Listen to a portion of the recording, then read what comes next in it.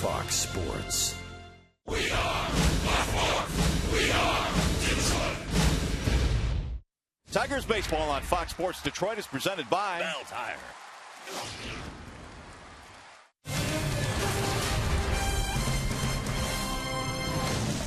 It is a picture-perfect day for baseball in the Motor City. Great day to go for a sweep as well. The Tigers come into play today with a half-game lead over KC in the Central. And the Cleveland Indians, well, they're on life support right now, 5.5 games back in the division. Hi again, everyone. Welcome to Tigers Baseball. Mario and Pemba alongside Ron Allen, Jack Morris. Glad to have you with us here today. The Tigers' big win yesterday. Ron, Alex Seville has been the star in the first two games. Really has done it on both ends of the baseball. I love September baseball. That's when the best players always seem to show up in Avila. He's gotten it done the last couple of Septembers for the Detroit Tigers. I also love the fact that Brad Ausmus has kept him fresh by using Brian Holiday quite a bit this year, which means Avila's got his legs underneath him, and his legs have been on display in this series. Nice throw out to second base, and then a really nice grab off the wall, or actually off the net. And then last night, it was a breaking ball that was flipped up there by Brian Shaw that Avila flipped out of the ballpark. Tigers bench erupted. Avila is fresh right now, and I think the main reason for that, as I said, is the fact that their manager, Brad Ausmus, took precaution early this year by resting him, giving him the necessary rest to keep him strong. All right, Jack, how about the bullpen? Joe Nathan has been really good in the second half of the season. If the Tigers are to do anything in the postseason, they're going to need Joe Nathan. No question about it, and he's certainly been more like the closer that Tiger fans have thought they were going to get when they signed Joe Nathan this offseason. You can see his numbers in the second half a whole lot better. 12 for 13 in save opportunities. Opponent batting averages just 250. A lot better times the second half. ERA about half. So the Joe Nathan that everybody knew, the guy that I knew in Minnesota for years, where he was the all-time twin save leader, has shown up a little bit more here in the second half. All right, after a short break, we'll send you back to the Coliseum Studios. Check in with Lindsey Hayes. Coming up today, how about a September sweep? Tigers-Indians, final game of the series. Next.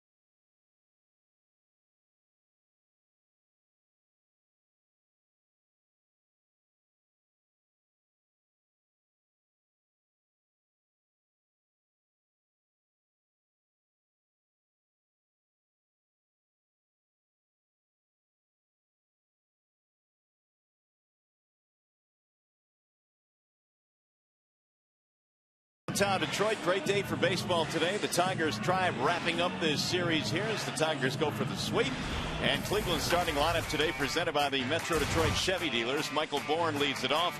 Good numbers career against Verlander. He's followed by Jose Ramirez and Michael Brantley. Santana playing first base. Kipnis at second. Yan Gomes DHing today. Murphy, Chisenhall, and Roberto Perez rounding it out for Terry Francona. And Justin Verlander today presented by Family Heating, Cooling, and Electrical.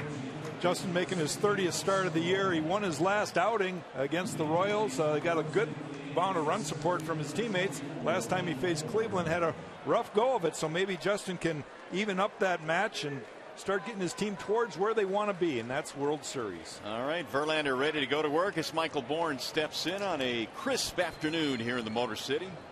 Wrapping up this second from last homestand of the year. Tigers hit the road tomorrow, then they're back home the following week to close out the regular season. Verlander goes to work. Here's the first pitch of today's ball game, and Bourne swinging away, skies it toward left, slicing, and back out of play. No balls, one strike on Michael Bourne. He'll be followed by Ramirez and Brantley. J.D. Martinez heading toward the side wall there, holding his wrist. Yeah, it looked like he may have sprained that right wrist as he braced himself on that foul ball off the bat of Michael Bourne. You could see the right wrist bend back. Well, the Tigers don't need him out the lineup, that's for sure. J.D. not coming out of that lineup. The 0-1 pitch, a bouncing ball to short. That'll be a routine play for Romine, and that's how we get this one started today. And speaking of Andrew Romine, we sponsor him in our defensive alignment this afternoon. He is making his sixth start at the shortstop position in the last 7 games. Along with him in the infield, you've got Castellanos, Kinsler, and Victor Martinez. Avila's a catcher. And the outfield left to right, J.D. Martinez, Rajay Davis, and Torrey Hunter. And boy, have the Tigers played some really good defense in the first 2 games of this series. So now here is Jose Ramirez. He is batting second, playing the shortstop position for the Indians. He takes ball 1. 260 batting average, 2 out of 5 in the series for Ramirez. Here's the 1-0, and it's outside. 2 balls, no strikes. Castellanos on the grass at third defensively. Everybody else is back. Now the 2-0 pitch. He's taking high. 3 balls, no strikes.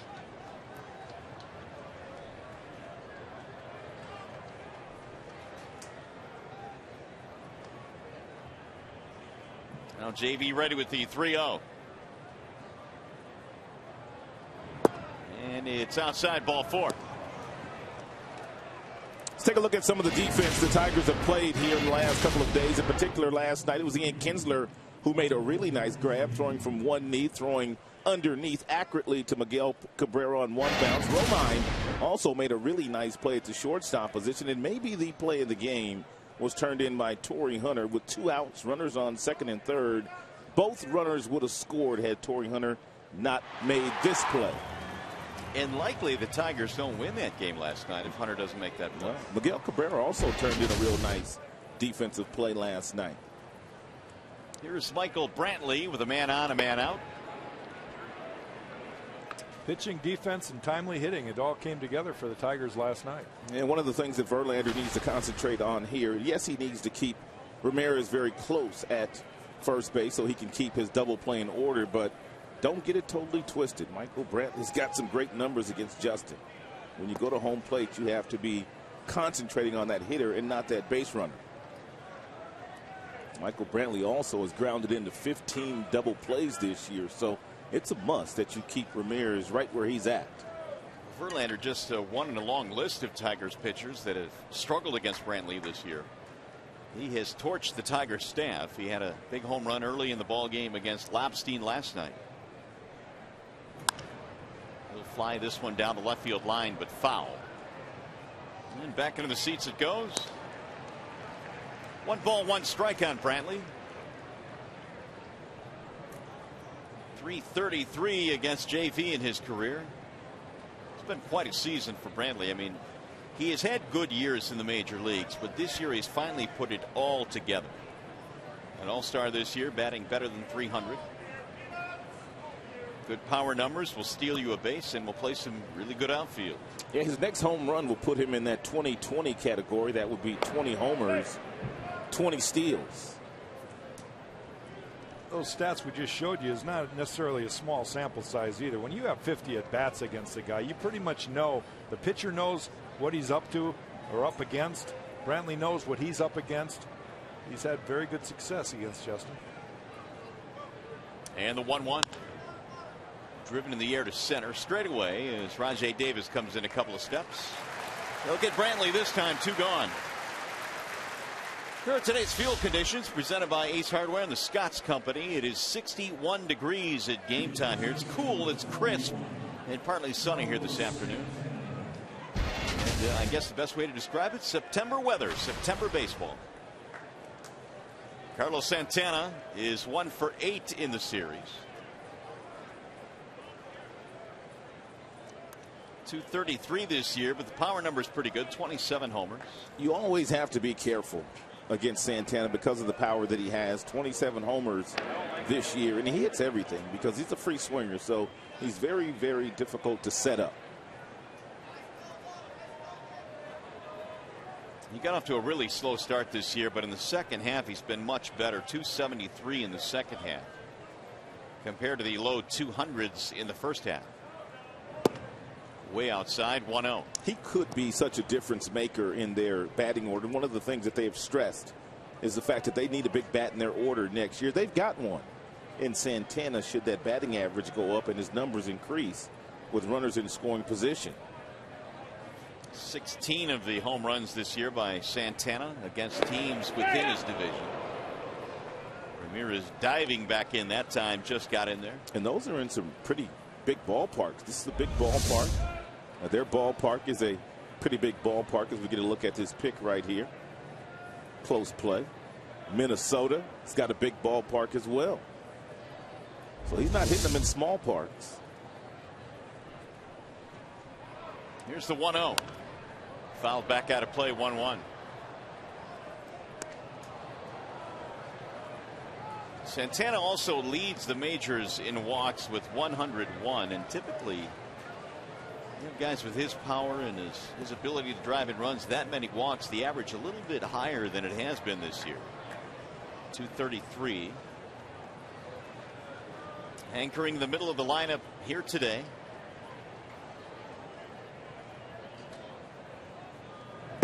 Ball high, 2-1.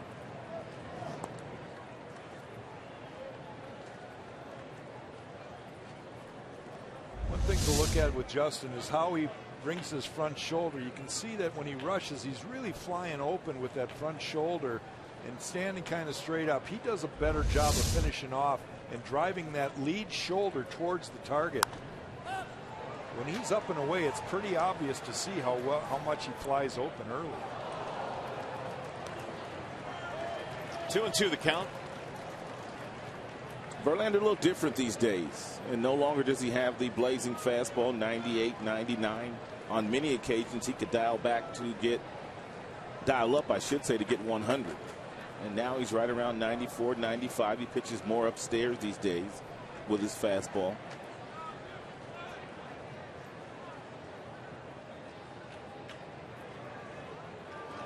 Bouncing ball right side. Routine play there for Kinsler. Take care of Santana and the Indians. No runs to walk. 1 man left. Here we go to the bottom of the first.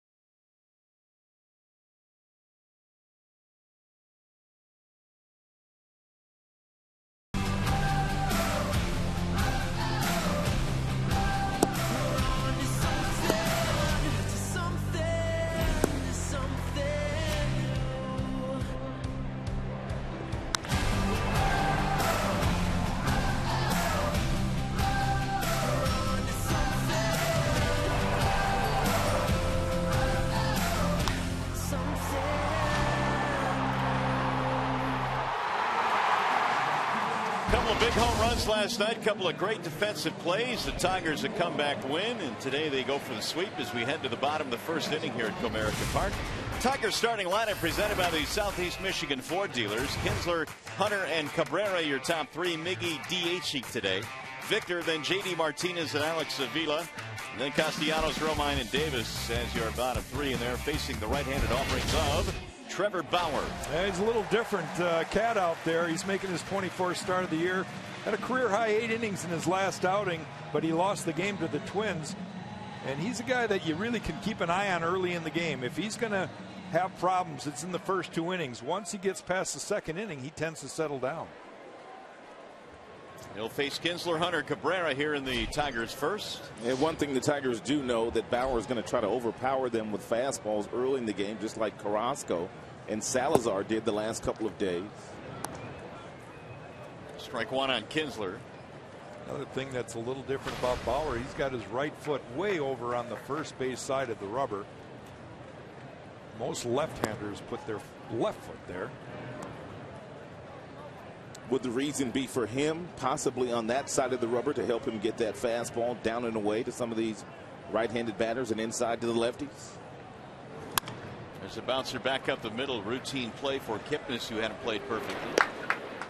No question about that, Rod. He will have better command on the left side, but the arm angle not there.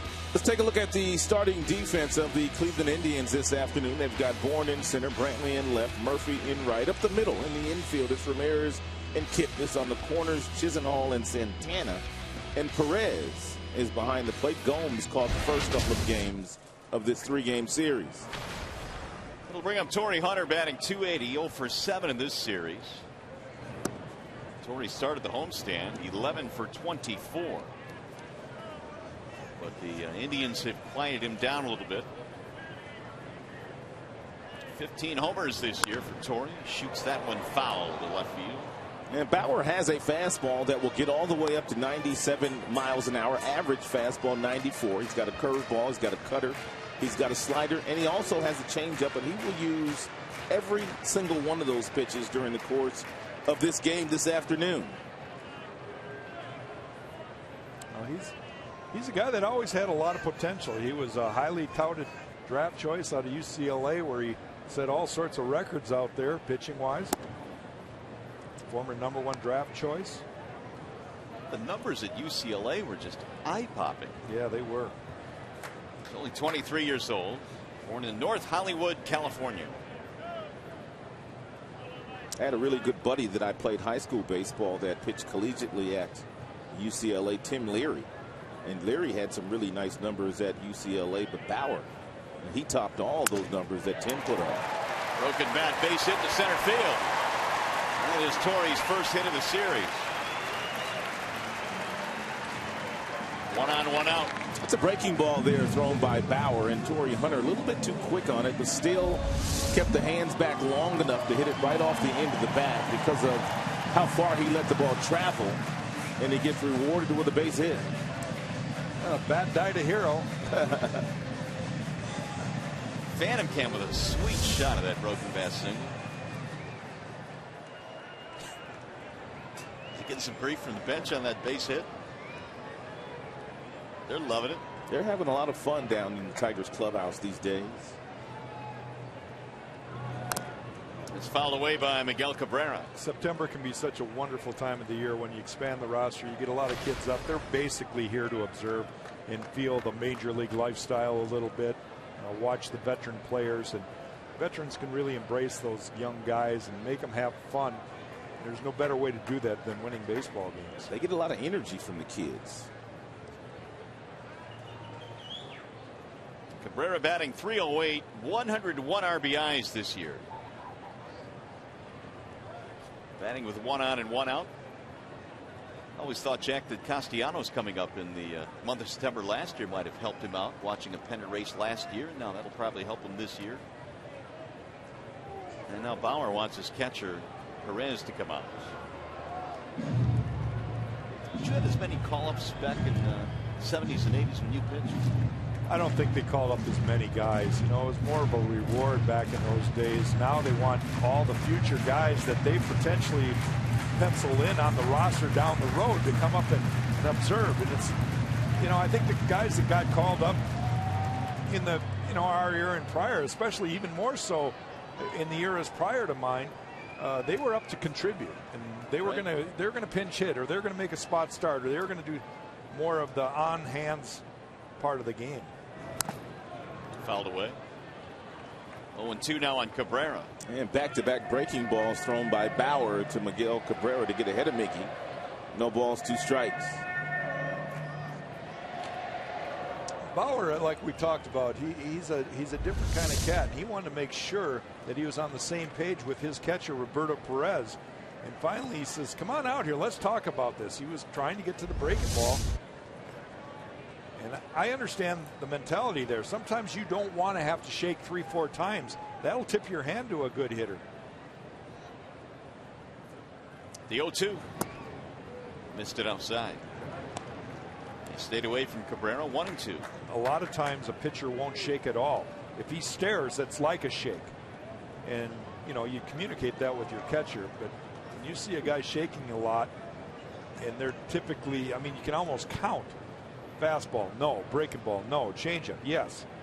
1, 2, 3 in the order. So a lot of times pitchers won't even shake. They'll just stare. Here's the 1-2. Lifted back out of play.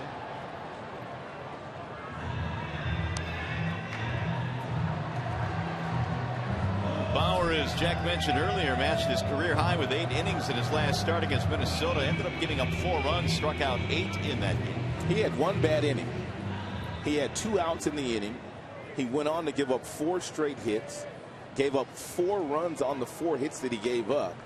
But yet he still went on to pitch 8 innings, losing 4-3. But it was just 1 inning that sealed his fate that day.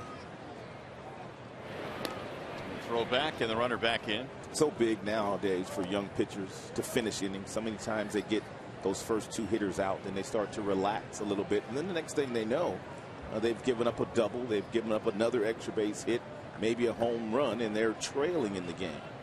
You have to finish off the innings, and it's more difficult for younger pitchers than it is for veteran pitchers.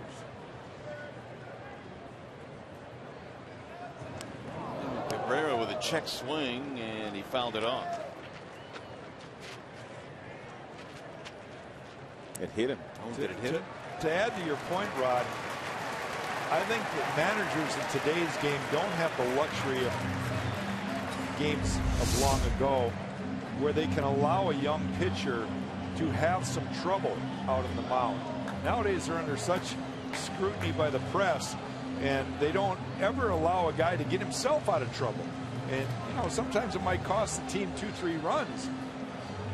Watching that there, it does not look like it hit him at all. But it may have grazed him just a little bit.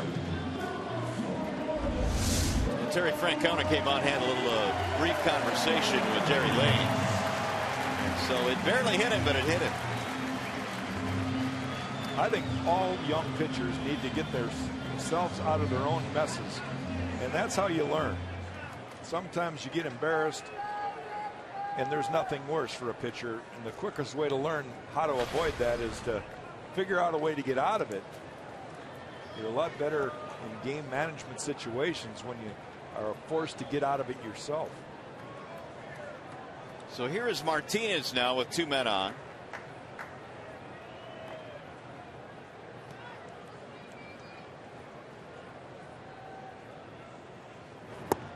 And Victor looks at strike 1. And Victor Martinez checks in with some very impressive numbers. And .334 batting average, 31 homers, a career high, and he's already driven in 98 runs. Altuve now with a 4 percentage point lead on Victor for the batting title. Jose Altuve has just stayed hot.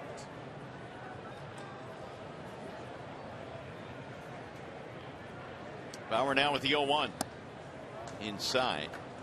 Well, when you look at the middle of the Tigers lineup and you combine Cabrera and Martinez, they have combined for 199 RBIs, and only one duo in the American League has been better. Trout and Pujols with the Angels, and they're barely better. Just a couple of RBIs more than the Tiger duo. Boy, those Angels, they just keep on rolling. Been amazing. They've run away with the West. Here's the 1-1. Line right at the first baseman. That's now they're going to get Torrey on the double up at second base. Cabrera was able to get back, but the line double play takes the Tigers out of the inning. We'll go to the second, no score.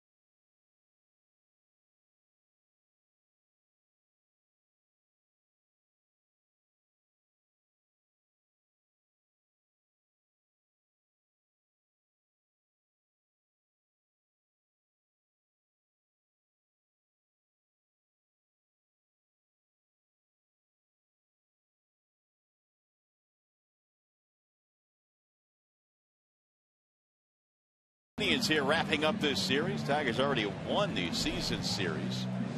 They will have done that now in back-to-back years against the Tribe, but a big game today for both teams.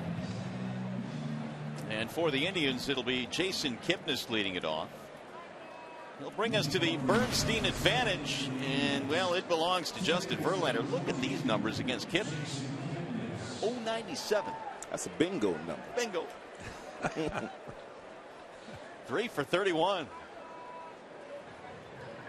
Kipnis, Gomes, and then Murphy facing Justin.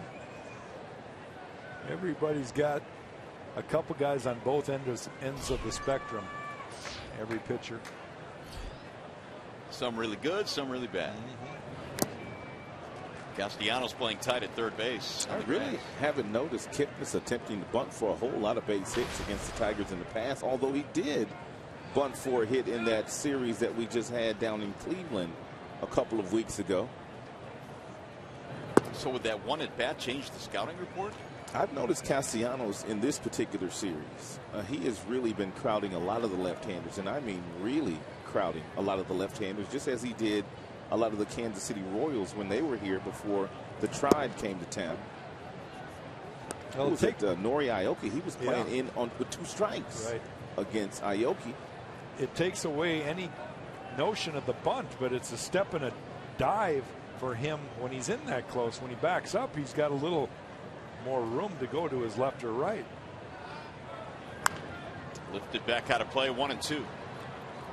Jason Kipnis. Verlander surrendered a walk, but no damage in the first. Kipnis 1 for 7 in the series, a base on balls as well. And now the 1-2. Got him. Strike 3 in the outside corner. Kipnis doesn't like it. First strikeout for Justin. How close was it? Oh my goodness. That's just a bit outside. You ever get those, Jack, when you pitched? I should have. Not enough. I was throwing it towards home. So anything towards home should be a strike in your mind. Like the bat. The ones that got me were when I was young. You know, I faced guys like Yastrzemski, and I threw the ball right down the middle, and they were balls. So by the time I had 10, 12 years in the big leagues, I figured I was supposed to get a couple inches outside, especially against the young kids. Right. And Boggs came up, and he had the great reputation of a great eye, and he was getting pitches. And I went up to the home plate umpire and says, "It's not supposed to work this way." Here's Yan Gomes. He'll loop one in the air to shallow left field. It's going to drop in a base hit.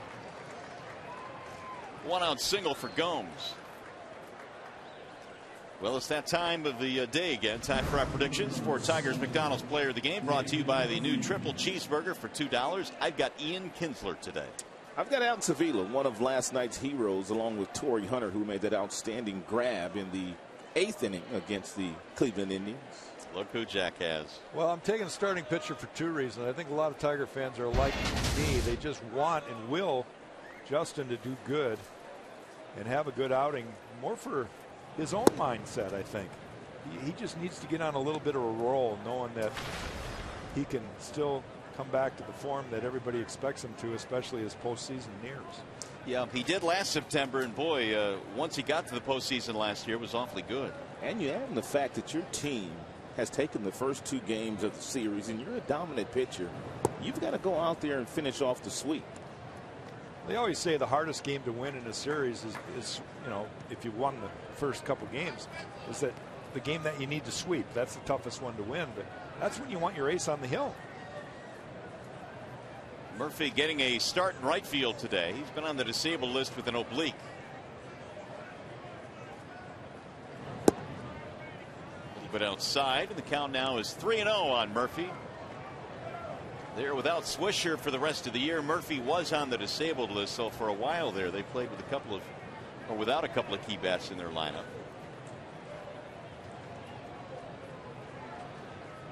Now the 3-0. He's taking 3-1. Murphy, a former Texas Ranger, joining the Indians this year.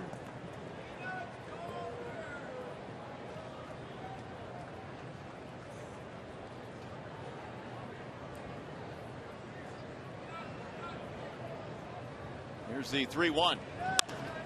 Fly ball left field, chasing Martinez back. JD going to the warning track. 2 gone.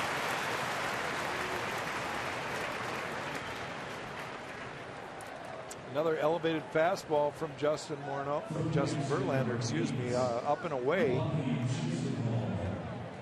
But he had enough on it that really David Murphy could not quite catch up to it. I was talking to Jeff Jones. This was after Justin Verlander missed one start. Then he made a start against the Minnesota Twins. And they have a lot of guys on the Twins that could really run. So Justin really used the high fastball to his advantage in that particular game. He went on to win that game against Minnesota. And I was asking Jeff Jones, is this the Justin Verlander we're going to see in the future? And he said more than likely. At about 94, 95, the elevated fastball is a good pitch, especially the guys that can really run. If you do go upstairs, even if they hit it, so more than likely they're not going to hit it out of the ballpark. They're going to pop it up. Chisenhall fouls it off the mask. Put it in perspective, a guy named Greg Maddux went into the Hall of Fame this year, and his best bolt was about 88 to 90. And it's not necessarily about rearing back and blowing guys away. Justin was fortunate enough for many years to be able to do that. He still has plenty of good enough stuff, velocity-wise. It's about his command and about being able to change eye levels, change speeds, in and out, up and down, all those things that made the great ones great. And he got the calls every time in the corners, too, didn't he? Well, Maddux was just something special. I mean, he could paint, and he did. You talk about a guy expanding the strike zone. Umpires gave him a half a foot on both sides. 1-1 on Chisenhall. Swing and a miss.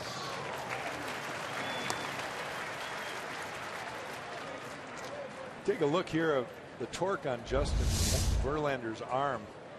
You can see his hands on top of the ball right there, and then he quickly transfers it, and he starts pulling with his left side.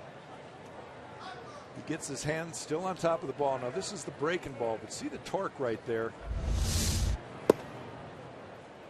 And all the guys that have the high heat, they have the ability to be flexible. His hand's a little bit underneath the ball right there. For a breaking ball, you wanted, and that actually looked like it was a fastball. Outside, he's gone 3-2.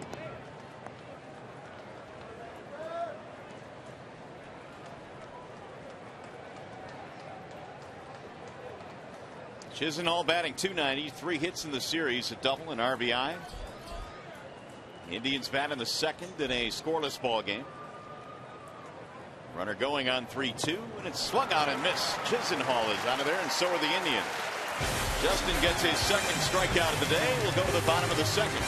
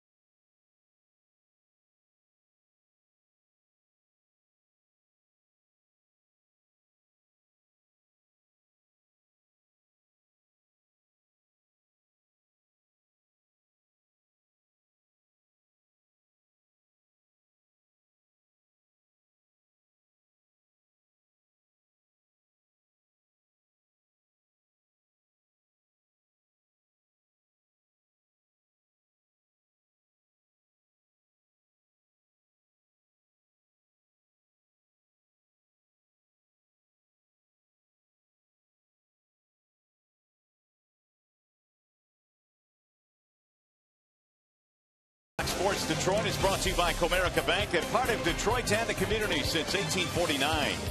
By the Chrysler Great American Drive event, great deals are going on now.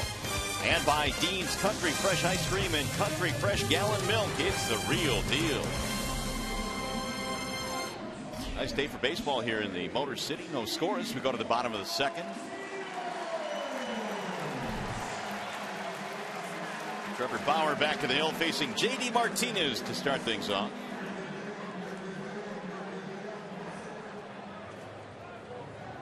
J.D.'s first at bat of the day, batting .303, 21 home runs this year. And he looks at strike one. Avila, then Castellanos to follow here in the second.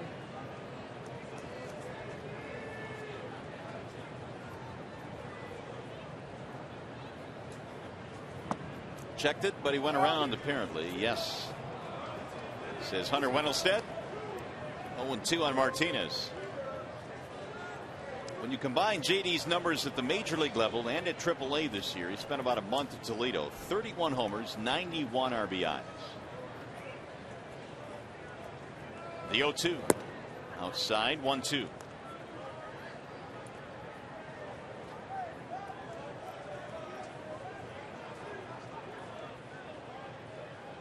Had big numbers this year against the Indians. Foul back out of play. Well, how did the Tigers get J.D. Martinez? It really has been a storybook kind of story. released from the Astros March 22nd. Tigers signed him up to a minor league contract, and the rest, as they say, is history. Al Avila, the assistant general manager for the Tigers, he knows J.D. Martinez from living down in Florida, and it helped in signing J.D. Martinez. As soon as he was released, a phone call was put in, and obviously he ended up in AAA. Then he forced his way onto this big league roster, and now looks like he's going to be the starting left fielder in 2015. Forced his way on is probably the best way to put it. I mean, he went down to AAA and hit 10 home runs the first month. 17 games. That'll get their attention. And it did, and here he is. Here's the 2-2. Swing and a miss. Bauer strikes him out. Now, Cleveland pitchers have kind of got the word on J.D. They've been throwing him a steady diet of breaking balls this series. Struck out 3 times last night. First time here tonight. Let's take a look at Avila's at bat last night against Brian Shaw. Avila eventually would hit the home run, but Shaw was throwing everybody else cutters, but not Avila. He threw him 4 curveballs. The final curveball that he threw to Avila was simply sitting on it, and he drilled it into the right field seats. As a pitcher, sometimes you get yourself into a pattern of how you're going to attack a particular hitter, and Avila just knew he was going to get that fastball, that curveball there, and he drilled it.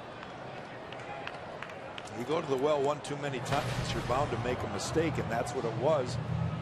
Good hitters don't miss mistakes. Had Shaw thrown him a fastball right down the middle, there's no way Avila would have been able to get to it. But he simply threw him that breaking ball that Avila was sitting on, and Alex didn't miss it.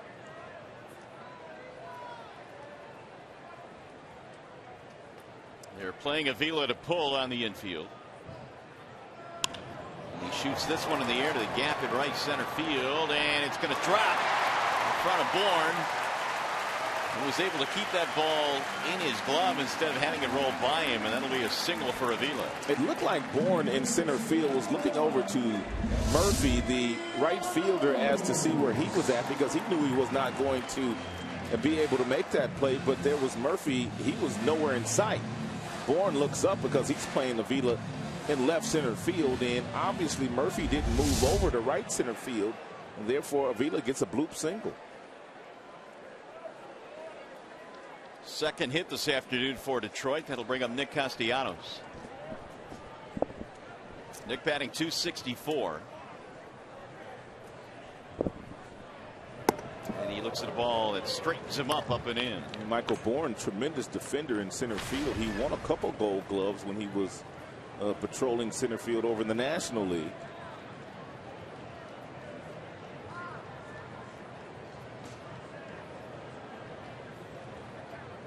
Castellanos, 8 hits on the homestand. 3 have come in this series versus Cleveland. And that is in for a strike, 1-1. We'll see this last hit from Alex Avila, and it was a breaking ball that got in on Alex. You can see the vibration of the bat. It was below the label there. And for me, the difference between that being a base hit, a little doinker that goes out in Neverland, in between the triangle out there in right center, and a ground ball is about 3 inches down a little further. It was inside enough, but it wasn't down enough. That was a doinker? Yeah, that's a good. Well, we used to use a lot of different terms for that, but it's the first time I've heard doinker. I don't know what we're going to do with Jack. Last night there was some knuckleheads on the field. There was some knuckleheads on the field. 1-2 the count. No score as we play here in the bottom of the second. Goes down as a line drive for Alex. Let's put it that way. Oh, he got it with a breaking ball. Castellanos is out of there. Well, we told you that Bauer has 5 different pitches, and he will use all of those.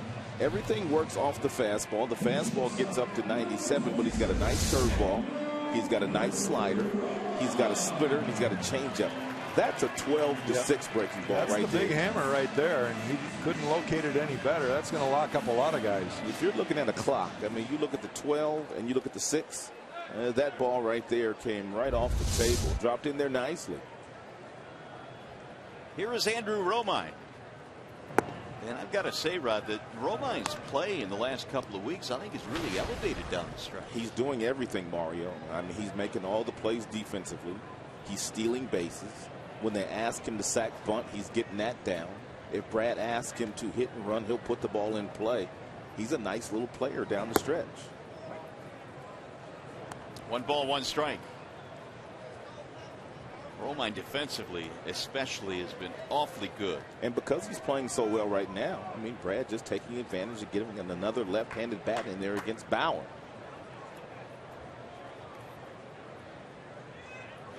One is high. Snap throw to first. Oh, he got it. Really?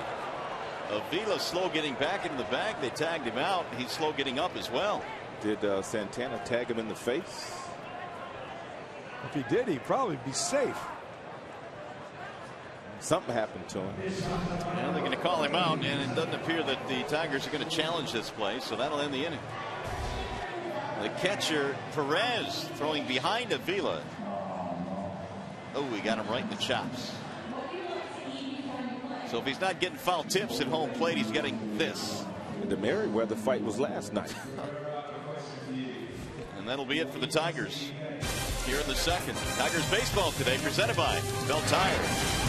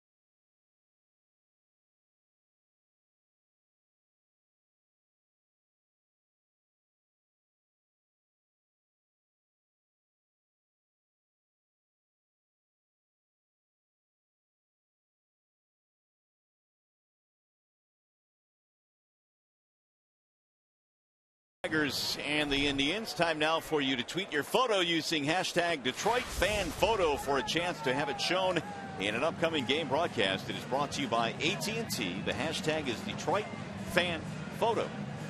Tweet your photo to us, and who knows, you might be on one of our broadcasts. So here come the Indians now as we go to the third. It's going to be Perez and then Bourne and then Ramirez. Justin Verlander back to the hill, surrendering a walk in the first, a single in the second. No damage though. Yan Gomes DHing today. Perez getting the start behind the dish. Batting .254.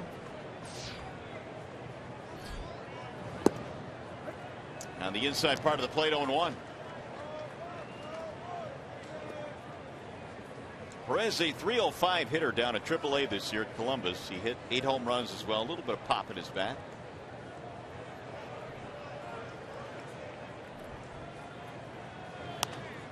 That is fouled back out of play.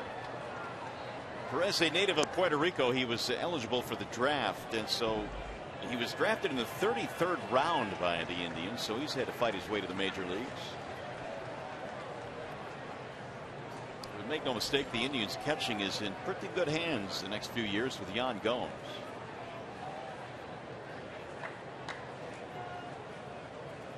Now Verlander with the 0-2. Bounce again.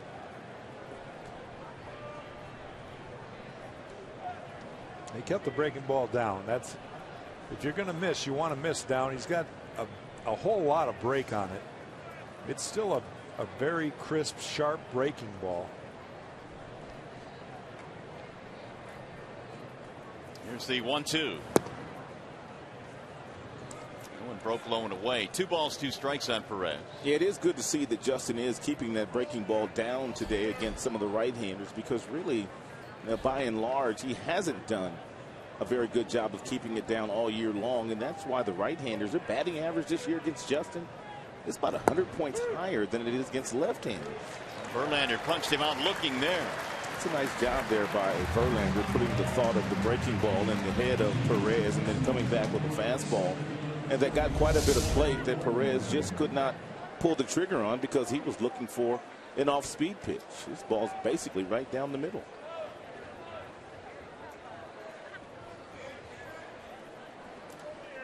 Three strikeouts now for Justin. He had 2 of them in the second. Here's Michael Bourne. There's the good breaking ball right there. Knee high, over the top.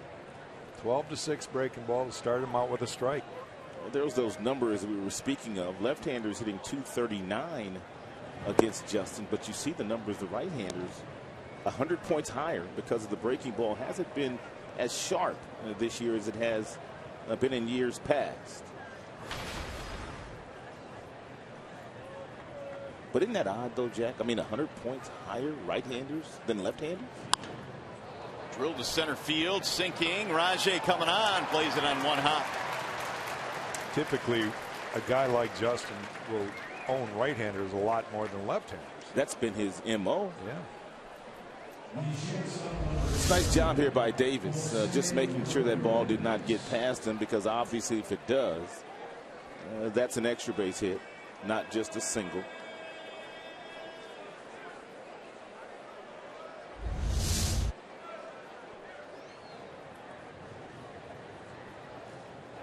Couple of hits now for both teams.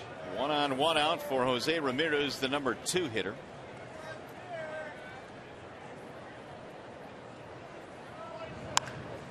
High fly ball left center field.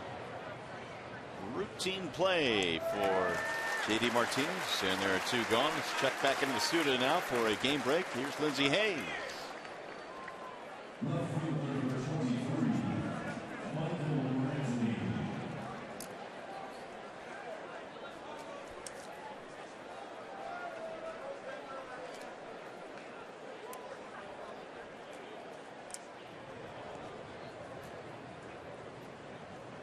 Lindsey, the Tigers with a half-game lead over KC. Cleveland 5.5 out as we come into play today. And the season rapidly winding down. There's a strike called on Michael Brantley. Yeah, Michael Bourne, standing on first base, has not run nearly as much since putting on a Cleveland Indians uniform as he ran when he was in the National League. He led the league, the National League, in stolen bases 3 years in a row. But only 10 steals this year for Bourne. And it may not be all that smart for him to run here, because he would take the bat out of Michael Brantley's hand.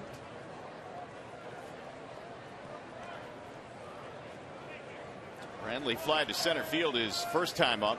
Yeah, the numbers that Brantley has against Tigers pitching and Justin Verlander, if Bourne was the steal, then Justin really would not have to give him anything good to hit. Fouled straight back 0-2. And here we are, middle of the month of September, as the season is winding down, and Brantley is still hitting .371 with runners in scoring position this year. He's got a simple swing, not a lot of moving parts. He's got exceptional hand-eye coordination.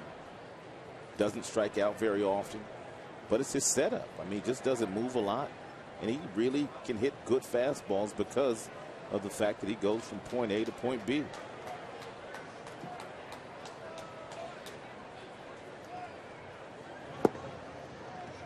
Verlander missing outside.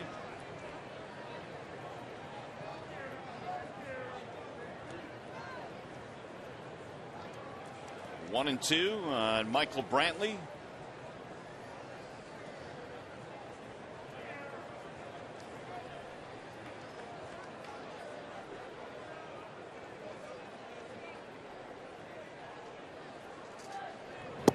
ball high. When he was acquired in the CC Sabathia deal, Rod, did you think the Indians had any idea he would blossom into this kind of player? No, I really don't. He was highly regarded in the Brewers organization because they drafted him rather high, but no one could have expected that he would be the one that turned out to be the best one in the deal that they made for CC Sabathia.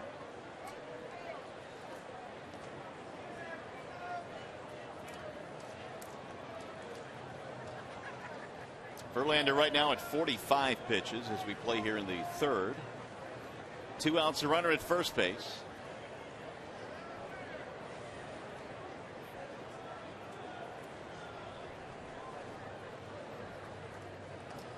And the 2-2.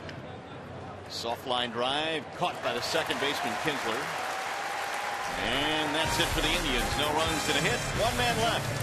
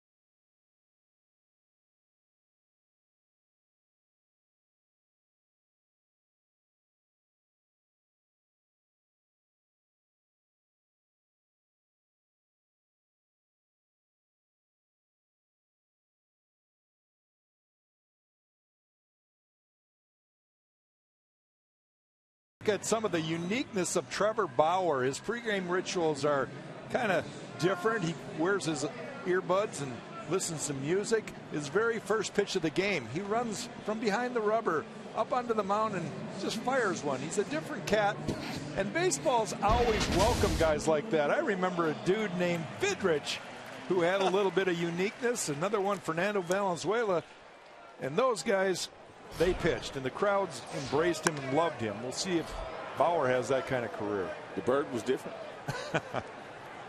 He could pitch. Lined out to left field for the first out of the inning.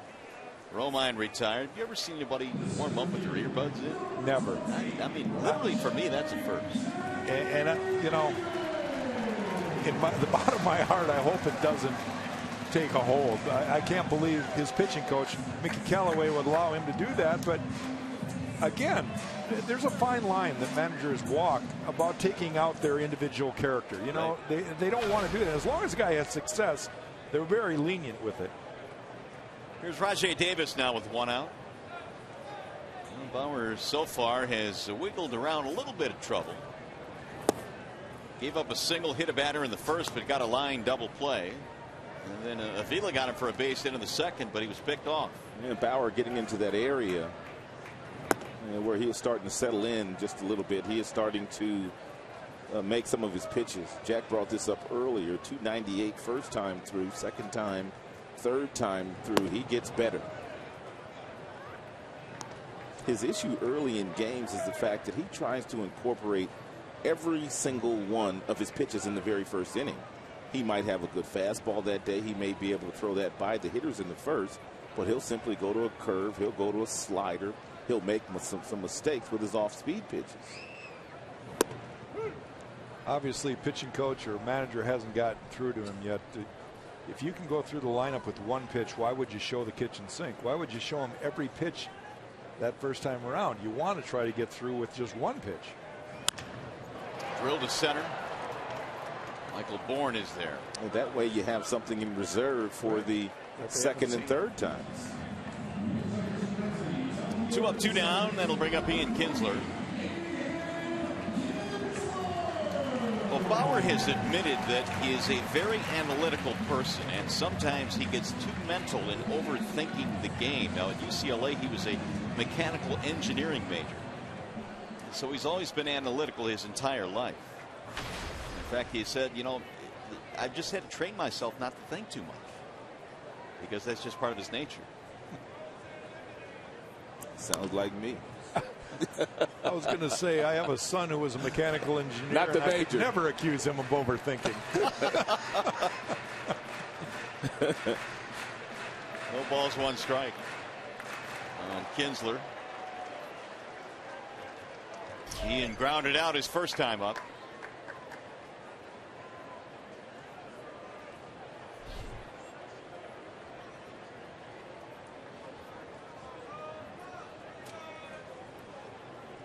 Here's the 0-1. Checked it, and he foul tipped it. Says Jerry Lane. Kinsler says, show me on the bat where it hit. And here comes Brad Ausmus.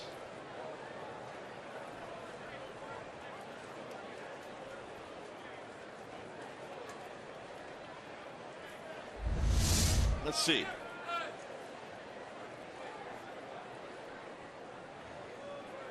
If anywhere, right off the end, but Brad wants him to take a look at it, so it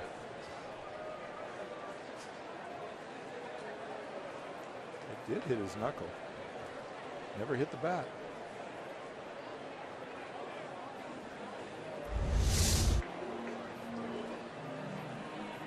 Well, he certainly didn't swing, so he never went around and crossed home plate with the bat, so that's not an issue. And they're going to take a look at it now.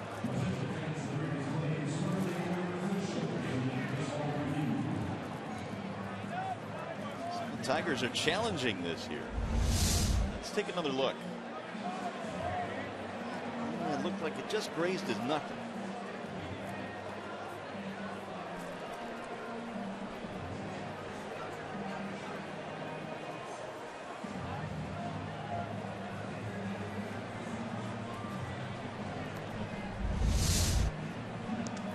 I don't think I've seen a challenge of a knuckle grazing yet. Nope. So this is a first for me. Technically, that's a hit by pitch. Correct.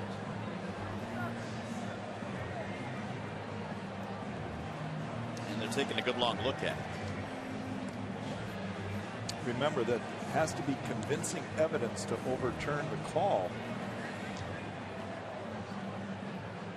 That in itself is gray area. But it seemed to me, and everybody here at Comerica, that the ball did deflect and change angles a little bit. Right there. And really, that's sometimes your only visual cue, changing angles. Because it's awfully difficult to see the ball actually hitting his hand, but it did change angles.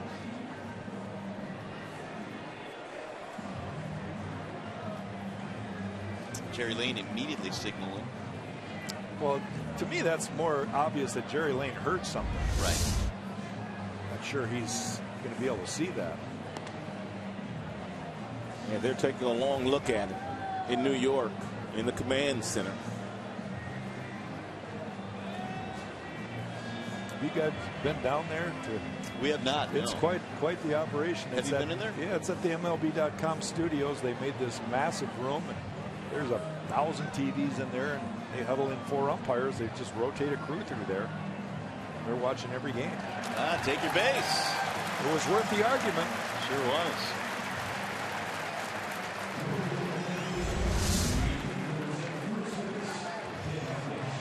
Here's the replay again. You'll see the ball switch angles here. Barely. So that worked out. 2-out base runner now for Torrey Hunter.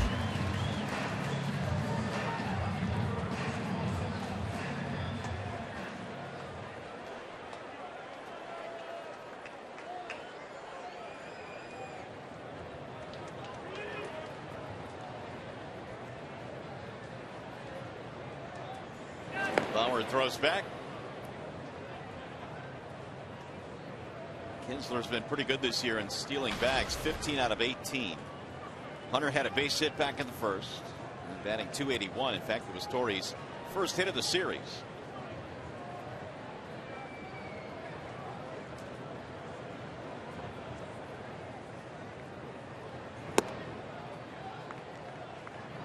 One ball, no strikes on Hunter.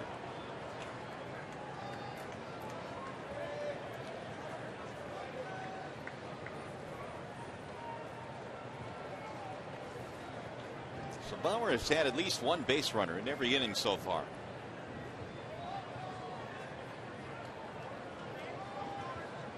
Here's the 1-0. Swing and a miss. Snap throw back down. Pins were able to get back. And Perez really likes to throw. So now you know that if you're the Tigers and you're on first base, your secondary lead has to be short. It has to be quick, and you have to anticipate that he's going to try to pick you off. So you better not be leaning towards second base. This is a design play between Perez and Santana, the first baseman. Some kind of sign is given by Santana to Perez that Kinsler is too aggressive with his secondary lead, so they simply tried the pickoff. Ian Kinsler was it last night? He was picked off in the game. Is that last night? I think it was. Yeah, that was in the third inning last night. These games all run together. They do, man. Especially this time of the year. I knew he got picked off recently. Low and outside, 2-1.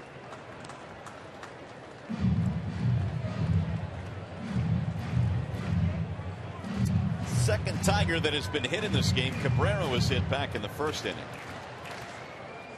And which gives you an idea as well that Bauer not afraid to come inside. Going in there again against Torrey. Ground ball, third base side. Chisenhall backs up. Fires across the diamond for the out. No runs hit, batter one left. We go to the fourth.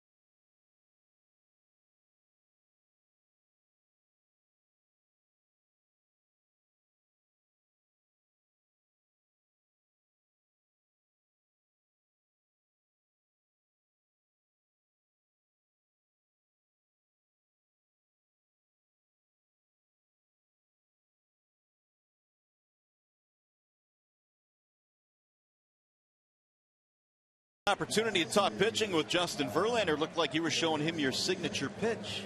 Yeah, he was asking me about how I threw my forkball, split finger, and I was showing him where I was holding my thumb and the fact that I wanted to get the ball and have my hand on top of it.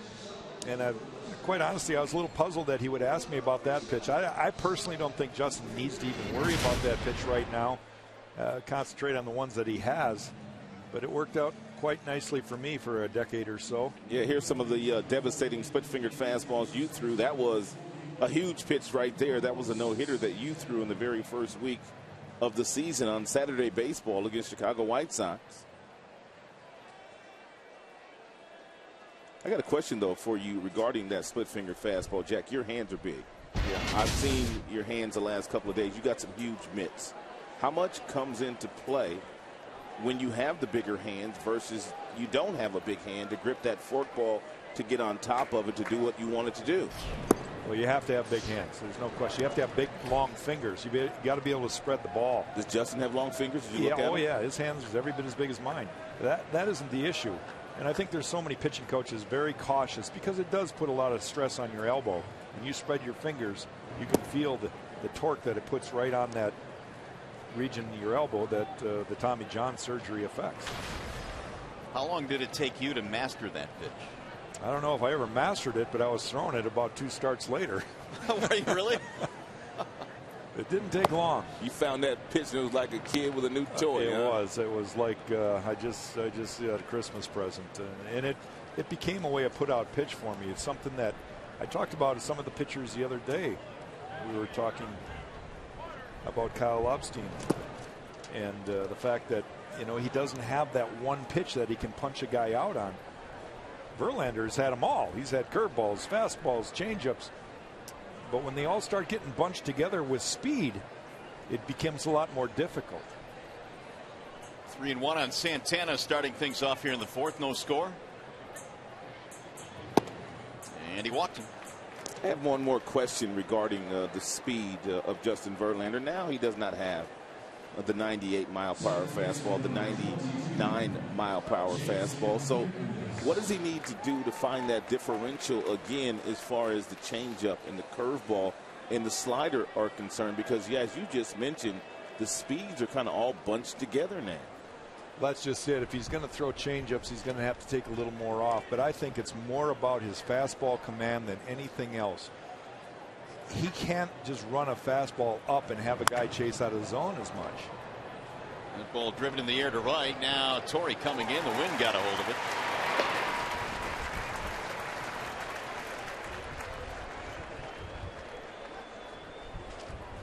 Kipnis retired. One gone.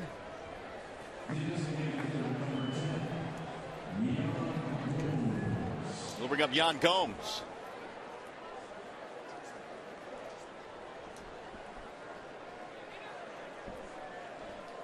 Gomes a single back in the second.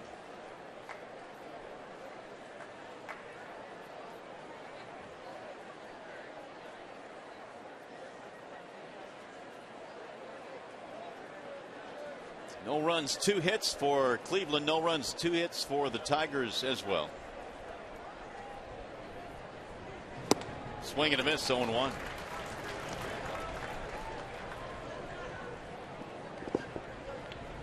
Gomes a couple of hits in this series now.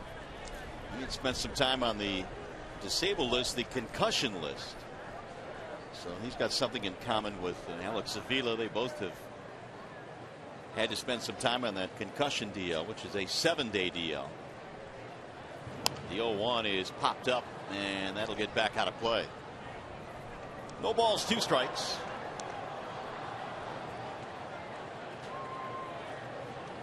David Murphy will be next. Indians continue their trend of at least 1 base runner in every inning so far.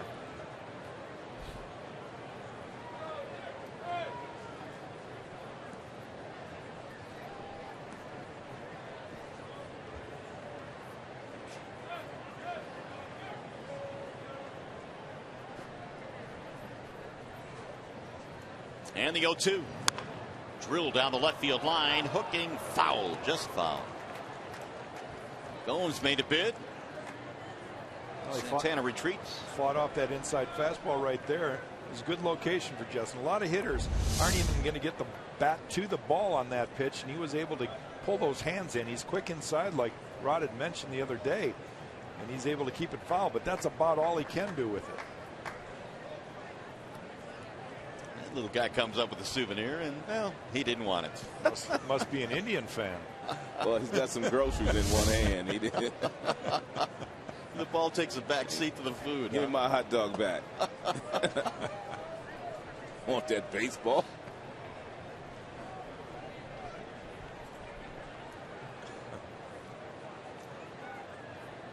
Oh, 2 on Gomes. And it bounces in. 1 ball, 2 strikes.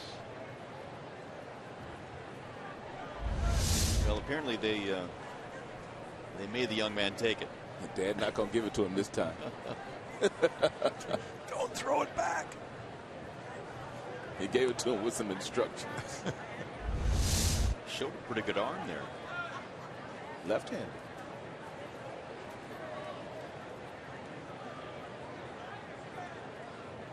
One and 2 on Gomes.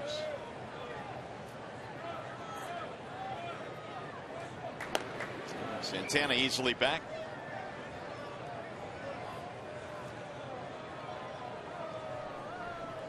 Tigers have clinched the season series against the Indians. Back-to-back years they've done that now, and they hadn't beaten the Indians in back-to-back years since 92-93. And going for the sweep here this afternoon. Oh, hit it. Gomes is drilled. That'll put 2 men on.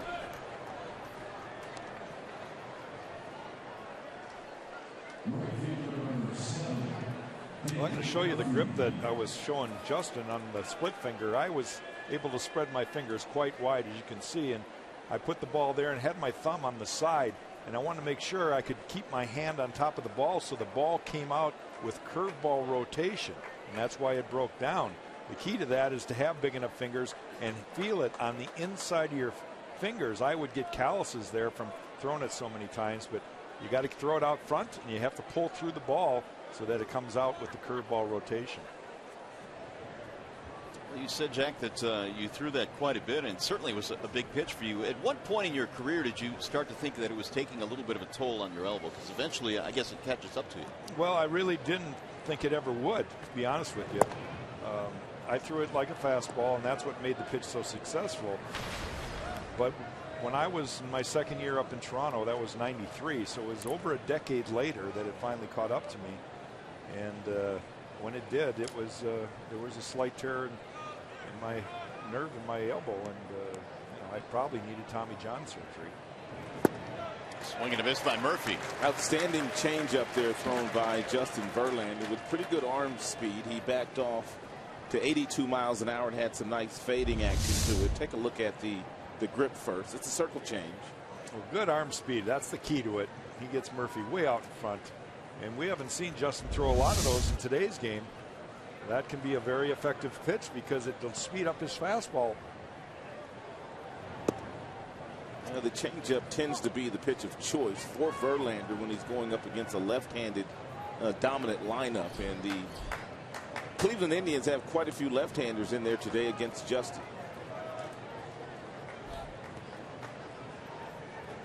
Murphy, one of them. He flied out to left field his first time up. Spent almost a month on the disabled list with an oblique injury. 2-1. Foul tip into the glove. 2-2 on Murphy. In the offseason, the Cleveland Indians knew that if they were going to get to where they wanted to get to, they had to be better against the Tigers. Tigers have a dominant right-handed staff. Murphy had really good numbers against Tigers pitching when he wore Texas Rangers uniform. And he also performed very well in Cleveland's ballpark. So you add in those two factors, it was an easy marriage between the two, Murphy and the Indians. Ground ball, base hit left field. Santana coming to third. They're going to stop him there, and the bases are loaded now for the Indians. And Justin able to get ahead of him, no balls and 2 strikes, and Murphy worked the count back to 2-2, and he had no fear of the inside pitch by Justin because Justin really hasn't gone inside today, and this fastball's away, and it's not a horrible pitch, but Murphy just simply pokes the bat out there because there's no fear of the inside pitch, and it gets a hit right past Castellanos. You can see that Murphy kept his head down The ball was away, just extended his arms. That ball was off the plate, wasn't it? Yeah. So here is Chisenhall now, and the bases full. 3 for 6 this year with the bases loaded. Now, back in the day, this is where Justin Verlander would simply just shut the door. Men in scoring position with 1 out, the next 2 guys, and they'd be walking back to the dugout. Fouled away, 0-1.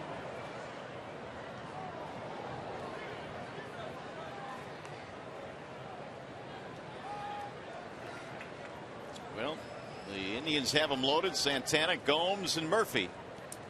We don't know for sure, Jack, but just say that the fastball of Verlander doesn't come back to the velocity that it's been at the last couple of years. You've watched other pitchers have to make that transformation. I mean, really, how long does it take for a guy to be able to go from throwing that hard to maybe learning how to be a touch and feel guy? It'll pop up to the shortstop. That'll be a big out as Romine goes back and nearly gets a double play.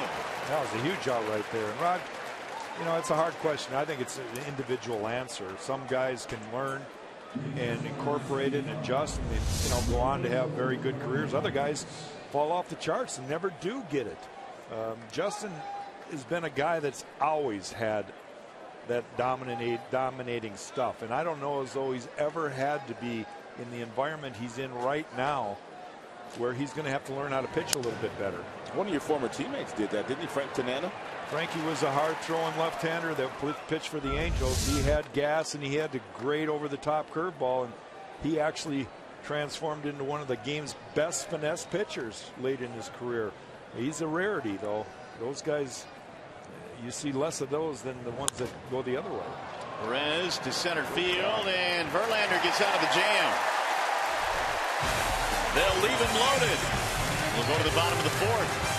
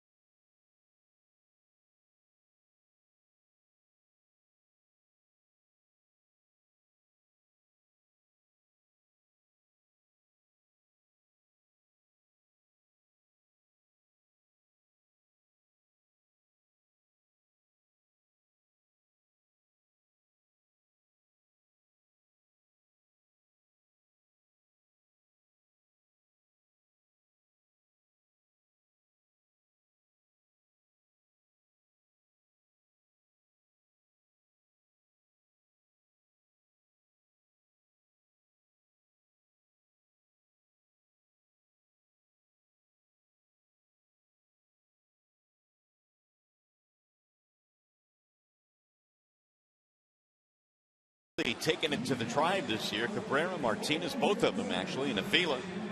They really put up good numbers against Cleveland pitching.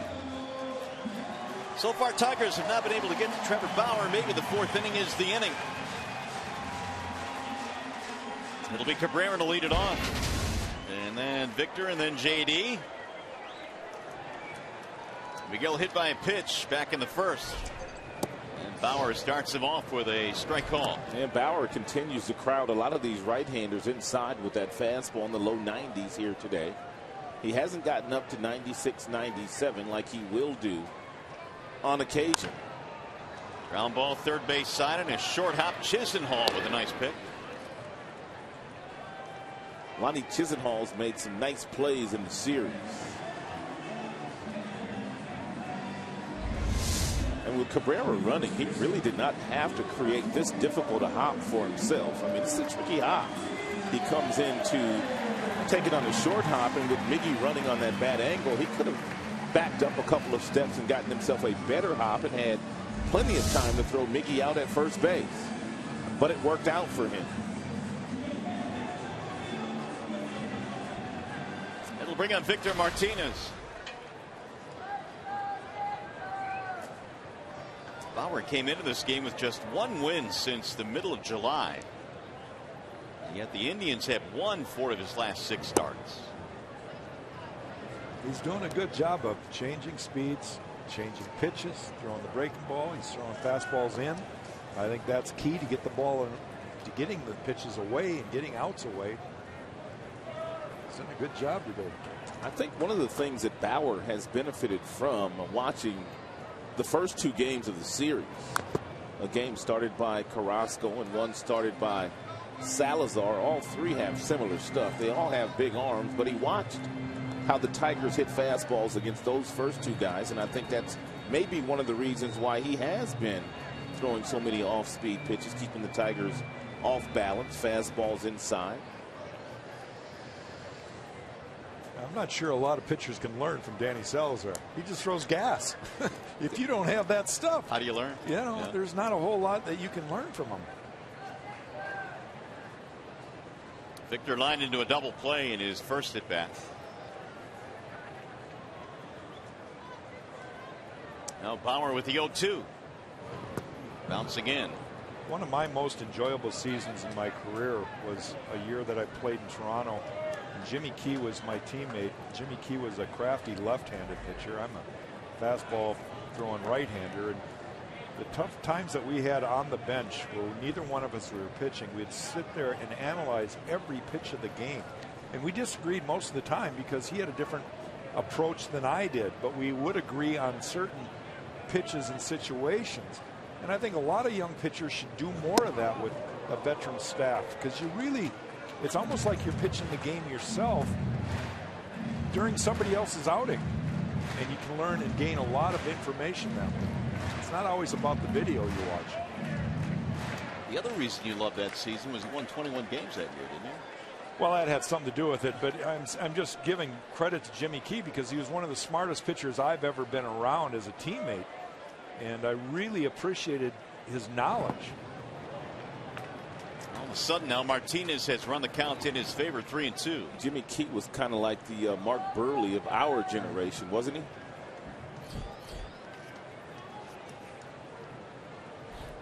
You always see the hitters sitting next to one another on the bench. You always see the pitchers sitting next to one another.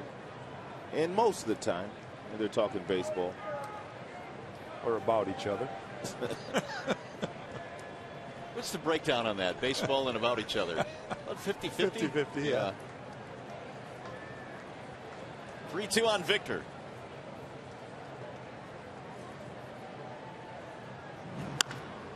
Fly ball left field. Did pretty good. Chasing him back, track, wall, and caught by Brantley up against that left field wall. 2 gone here in the 4th. Well, tickets for potential American League Division Series games go on sale this Wednesday at noon. Guaranteed tickets for all potential Tigers postseason games by placing a 2015 season ticket deposit. Go to Tigers.com for more details.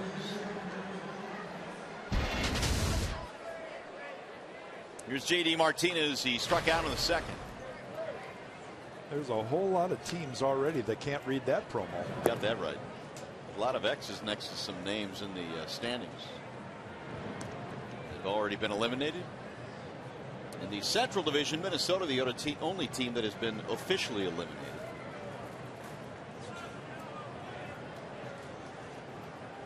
Here's the 1-0 from Bauer. Leaps in the air to center field and hit a ton. Bourne going back, track, wall, looks up, and it's gone!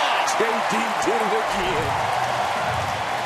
It is 4:20 Ohtani to dead center, and Martinez gets the Indians one more time.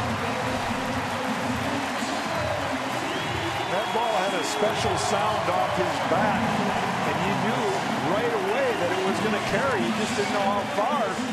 It shows how strong J.D. is. Yeah, it had another gear. Michael Bourne in center field kind of got turned around because he thought he had a beat on it. And as a matter of fact, at one point in time, Michael Bourne in center field thought he was camped underneath it. But J.D. Martinez goes out and gets a pitch on the outer third of home plate and hits it where very few hit it, into that ivy in straightaway center. That is some massive strength. Oh, look at the concentration. Tigers have a 1-0 lead on the home run by J.D. his 22nd of the year. Boy, has he gotten some big hits this season for the Tigers.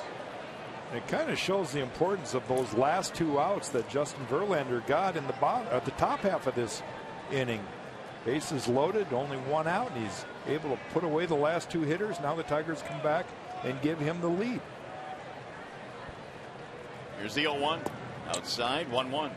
I brought this up a little earlier as well, the fact that Bauer at times struggles getting that third out in the inning.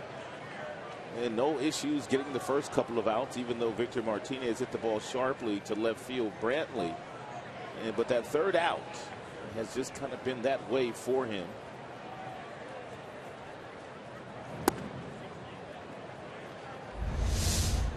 It's a changeup that he threw here to J.D. Martinez. That just sped up his bat a little bit more. They had been getting J.D. Martinez out with a lot of breaking balls in the series.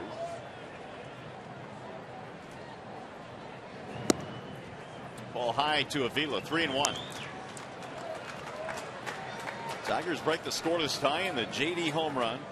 His 7th of the year against Tribe pitching. And it's funny how Bauer would get beat with a pitch that he doesn't really use all that often to the right-handed batters. He only throws his changeup 3% of the time to right-handers.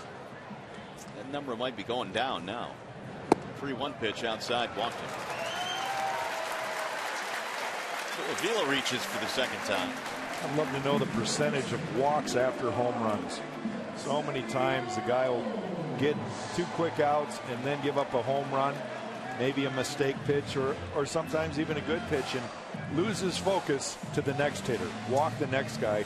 That's how those innings just turn into ugly innings. I think that walk right there to Avila may have been by design. The fact that Avila has great numbers against Bauer and also has hit a big home run in last night's game, and then you back that up with the right-hander J.D. Martinez. So it may have been a situation where Bauer just kind of simply picking his outs, and the best way that he thinks he can get out of this inning, which is going after Castellanos and not challenging Avila. You got Castellanos on a strikeout his last at bat. And that is a little bit outside. Just a reminder, as you enjoy a cold one to look forward to, Miller Time later in tonight's game, brought to you by Miller Lite. Or today's game, to be more accurate. 1-0 Tigers lead in the J.D. Martinez home run.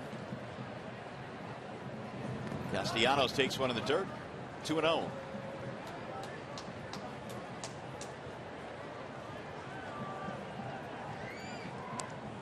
So Bauer continues to give up base runners. He hit a batter, gave up a single in the first. He's hit a couple of batters in this game. And now he's allowed a homer and a walk here in the fourth.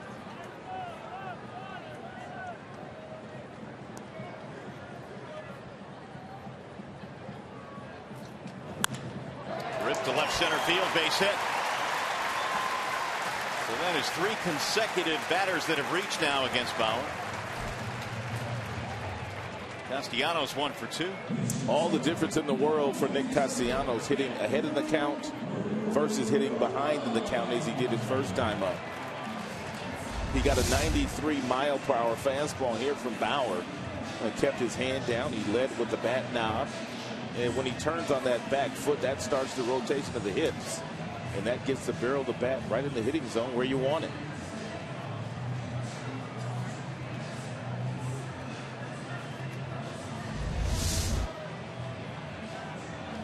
Quick chat from Mickey Callaway, the pitching coach of the Indians.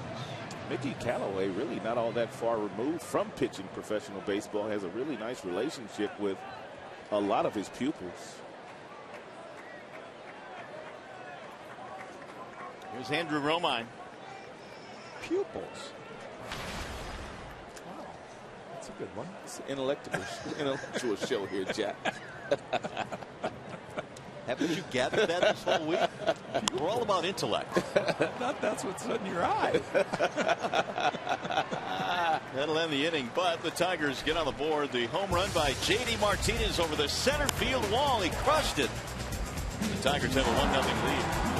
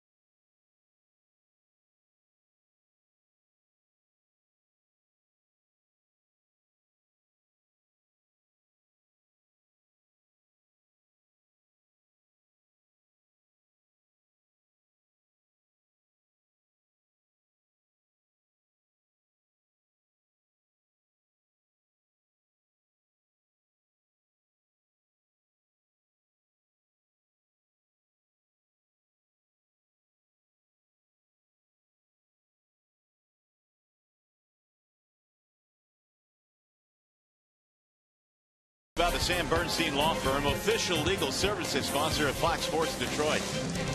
And Chevy Trucks Bud, where great deals and great trucks come together at your Chevy dealer. Back here at the ballpark, the Tigers have taken a 1-0 lead on the lightning bolt off the bat of J.D. Martinez, a solo shot to dead center. Now as we go to the 5th inning, Verlander back to the hill. They will face the top of the order. The thing about J.D. Martinez is he's pretty much guaranteed that he is going to start in left field next year. And I don't know if the Tigers are thinking about possibly having a left-hander out there to platoon with J.D., but he's absolutely clobbering right-handed pitching. His numbers are better this year against right-handers than left-handers are. Well, he's done everything needed to show that he can play at this level, at a high level. Now Verlander will go to work facing Michael Bourne. Then Jose Ramirez and Michael Brantley, 1, 2, and 3 in the lineup for the Tribe. And it's in there for a strike, 0-1 on Bourne. Very important for Verlander to make sure the score is still 1-0 when his team goes off the field this inning. Here's the 0-1.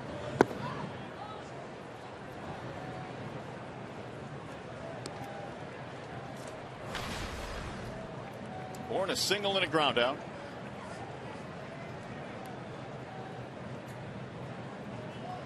And the 1-1 pitch. It is outside. 2-1 on Bourne.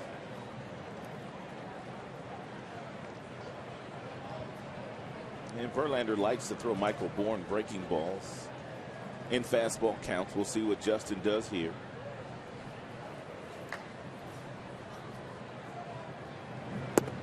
Fastball up. One thing he doesn't want to do is walk the leadoff man here. The team just scored him a run. Michael Bourne, very good speed, even though he doesn't run as much as he used to. And that one Count is in there. 3-2 now on Bourne. Tigers trying to sweep here today. It would be their 83rd victory of the season if they can get it before they hit the road. Their final road trip of the year coming up. And he did walking. So the leadoff man is on. Let's check into the studio now for a game break. Lindsey Hayes.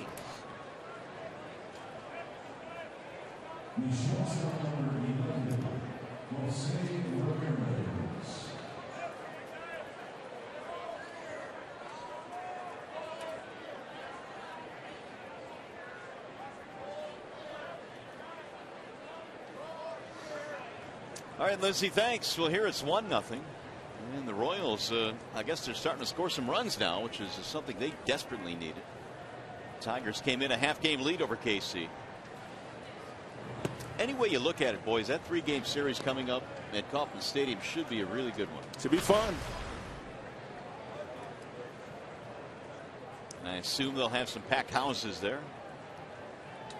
Justin Verlander has picked off 24 since the beginning of the 2006 season, which is third most for a right-handed pitcher in the big leagues in that span. I think James Shields is on that list as well. He's up there with Justin Verlander.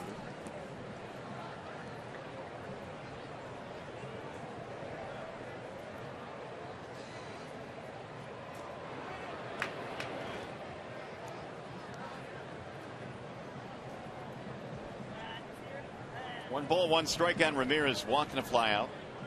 Hit 302 at Columbus, their AAA team this year. Getting an opportunity to show what he can do down the stretch. Swing and a miss. If you're Michael Bourne and you're entertaining the thought of possibly running, you might want to just try to pick out a breaking ball. Only 10 steals this year for Bourne. And that would make sure Avila has to stay back just a hair longer. Avila's been very good at throwing out would-be base stealers all season.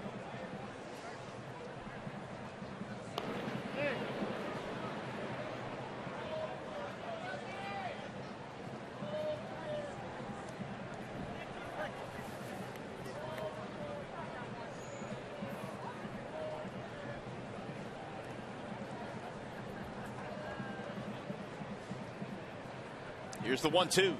It's outside. 2 balls, 2 strikes on Ramirez. Got the middle of the lineup coming up. You got Brantley, then Santana. As you look at the pitch count for Verlander, 75 now. As we play here in the 5th.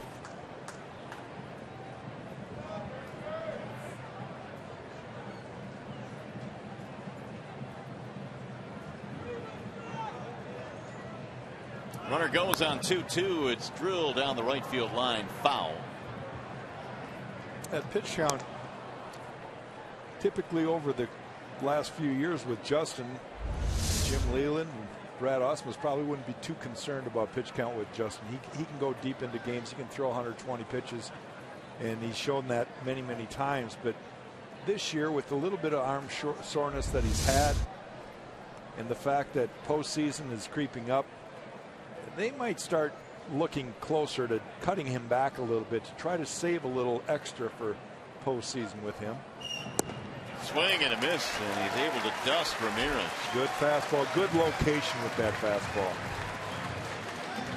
Well, if the postseason were to start today, this is what it would look like to this point. Obviously, there's still a long way to go. The Tigers would face the Orioles in the ALDS in the wild card. Winner would take on the Angels. That's where Detroit stands right now based on their half-game lead over KC. The Tigers 5-1 against the O's this year. And they are without Chris Davis now. And Matt Wieters and Manny Machado. Ball 1 to Brantley. And Eddie Murray and Earl Weaver. And Cal Ripken Jr. They've had a storied past. Baltimore Orioles, great Hall of Famers gone through that organization. Yeah, especially back in the 70s, they had those great pitching staffs who were deep. Here's what it looks like in the American League East, and this is not something, Rod, I thought we would see early on in the season. at this point of the year that big of a spread. Yeah, we kept wondering whether the Baltimore Orioles could hold on and finish off the division. They were playing some good baseball under their manager Buck Showalter, but we didn't think they had enough starting pitching to get it done, but they have. They played extremely well the second half, as the California or the Los Angeles Angels of Anaheim have. No, I think it's just Los Angeles Angels now. Oh, it is. No more Anaheim. No. I just call them the Angels. There's a base hit to right field. Bourne will hit the bag at second, going to third. He's in there standing up, and Brantley has made it first and third now with one out. Yeah, it looked like Brantley may have gotten himself a changeup down at the bottom of the zone, and he found a hole on the right side of the infield with Victor Martinez holding on the base runner. That would have been Michael Bourne. And once this ball goes through the hole on the right side, Bourne with his speed, easy getting over to third.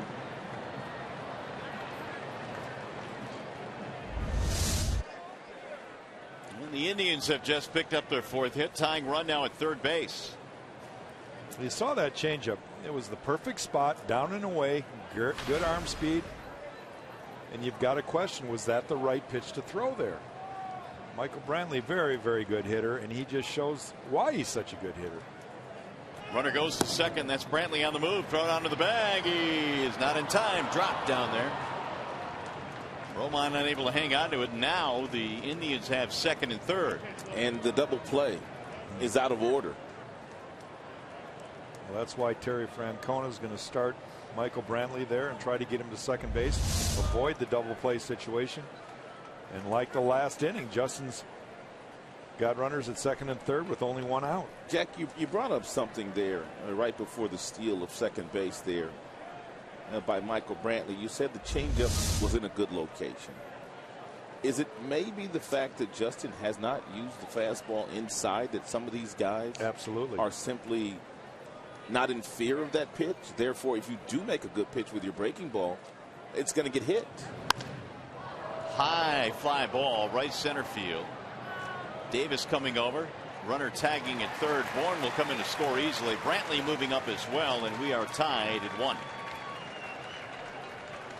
One thing Rajai Davis did there, I watched Rajai all last year in Toronto. He loves to catch the ball in center field one-handed, and he never set himself up in any way to throw out the runner at third. Michael Brantley knows that, and you can see he's just drifting to his left, catches it over the wrong shoulder. Michael Brantley just tags easily, gets the third. Now a wild pitch can score the go-ahead run. And there is Brantley at third base with 2 outs. It's down the left field line, foul. 0-1 on Jason Kipnis. Indians come back with a run of their own. They got the go-ahead run at third. Kipnis 0 for 2. He is just 1 for 9 in this series.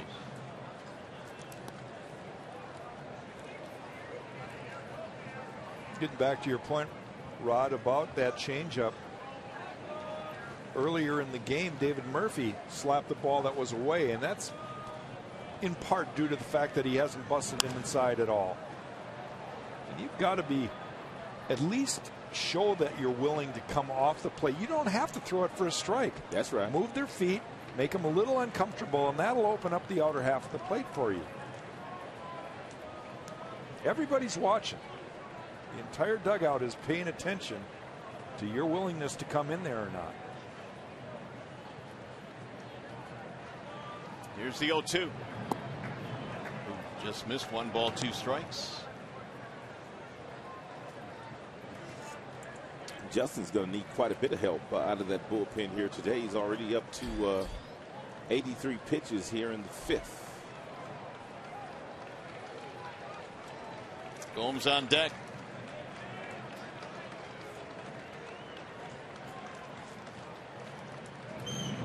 Outside again, 2-2 on Kipnis, who's had a rough go of it this year compared to his all-star season of last year. Signed a big contract extension in the month of April, and I think Kipnis admitted that, well, he tried to live up to that contract. And was pressing early on in the year and never really has been able to get it going. Here's the 2-2. And he just missed. 3-2. Verlander wanted that one. Just off the plate.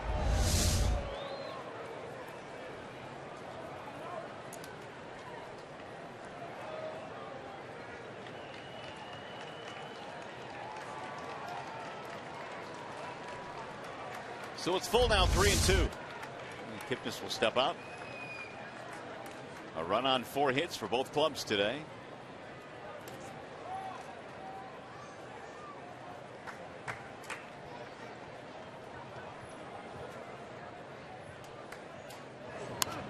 Sprayed foul, back out of play.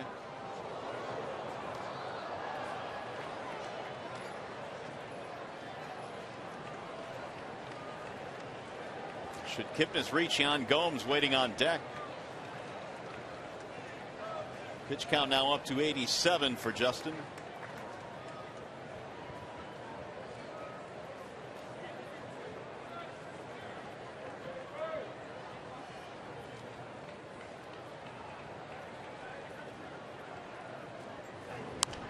Another foul, back out of play. It's a little bit different ball game than Justin's last outing. In the 4th inning, he was spotted a 6-run lead, and he was able to relax a little bit. He ended up going 7 innings, only allowing 6 hits and 4 runs. Today, he's been in some stressful situations, a lot closer game, and he's had to pitch himself out of a couple jams. Bases loaded jam in the 4th inning. We got a couple of outs from the bottom of the lineup. Leadoff walk comes around to score here in the 5th. And another one back out of play. So Justin unable to finish off Jason Kipnis, who has now seen 8 pitches in this at bat.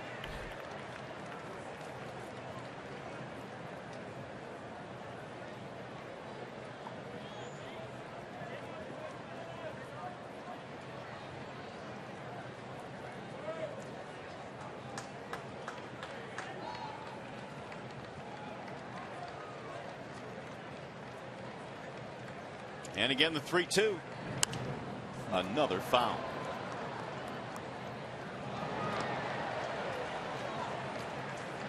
Justin up to 90 now.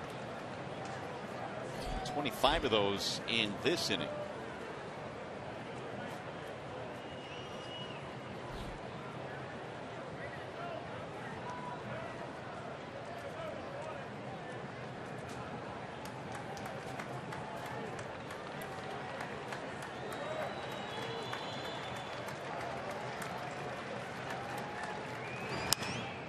Wow. Justin's staying with the fastball away, and Kipnis just keeps being able to throw that bat on the ball and foul it off. I've always felt that the deeper you go into a count, the more pitches you throw to a hitter, eventually the advantage goes to the hitter, and it's so hard to focus. Justin obviously wants to stay with that fastball. That's where he wants to make sure Kipnis, if he's going to get a hit and get on base or drive in a run, he's going to hit his best pitch, and he believes that now it's fastball. Now he's going with the changeup. No, breaking ball, fastball away. Timeout. I don't even know what it is. Timeout. Kipnis has fouled off 5 3-2 pitches. That was all for show. He's still going fastball away. And another one.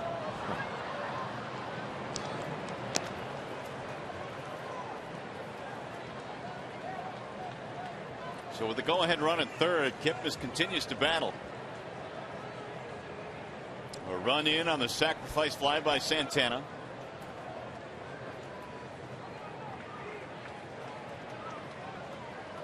Neither the pitcher or the hitter wants to lose this battle.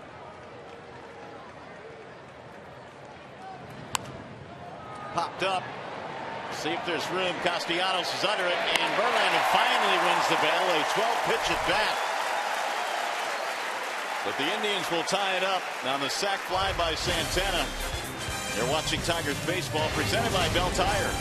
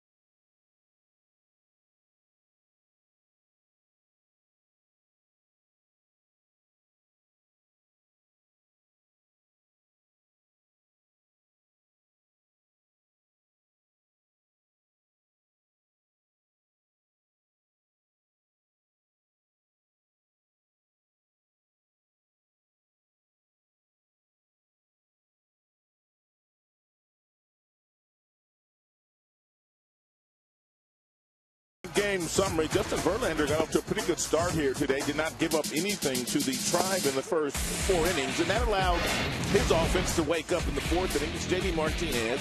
He gets a changeup from Trevor Bauer and goes straight central over the 420 sign in center field. But the Cleveland Indians, they got and tied the score right back in the 5th inning on the sac fly by Carlos Santana after Michael Bourne was walked to lead off the inning. Well, it's been an entertaining game here today. Fans enjoying it. Another big crowd as the Tigers wrap up this homestand. It is a 1-1 game as we go to the bottom of the 5th. Rajai Davis leads it off and looks at ball 1 high from Trevor Bauer. Even up, 1 run on 4 hits for both teams in this contest. Little chopper hit slowly left side of the infield. Chisenhall, quick release for the out. 1 gone. Back to the studio we go. Here's Lindsey Hayes.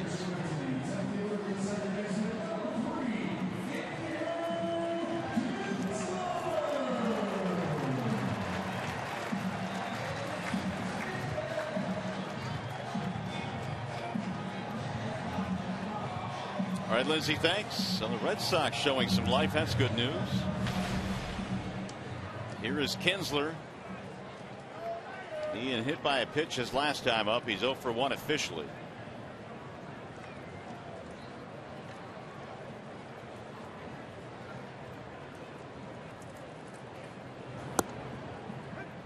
It's a strike called on the outer edge.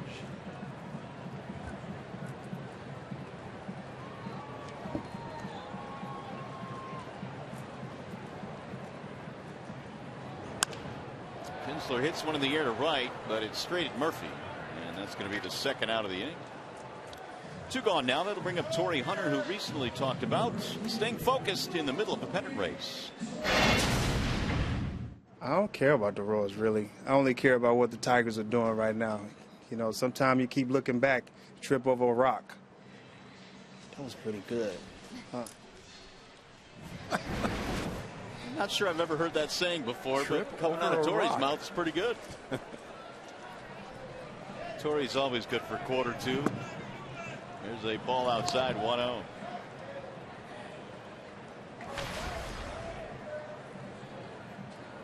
Hunter in the ballgame was single. That was back in the 1st. He bounced out his last time. There's a strike on the outer edge, 1-1.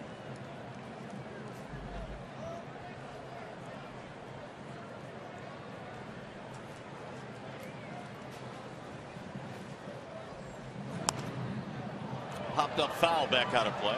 Another fastball that Bauer was able to get middle half in on Torrey Hunter. He has pounded that fastball off the plate in a few times and on the plate in.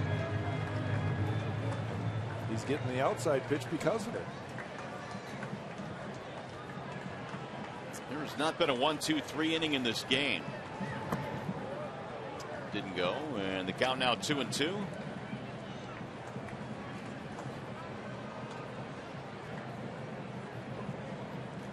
Bauer in his last start against the Tigers threw 38 pitches in the very 1st inning. Ended up giving up 4 runs in that game, but then settled in after that. This will be his 70th pitch of this game, and he missed outside. 3-2.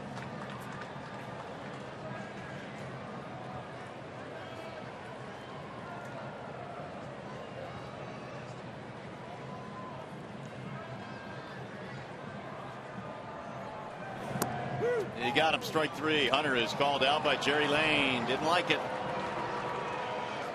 1-2-3, 5th inning for Trevor Bauer. Let's go to the 6th.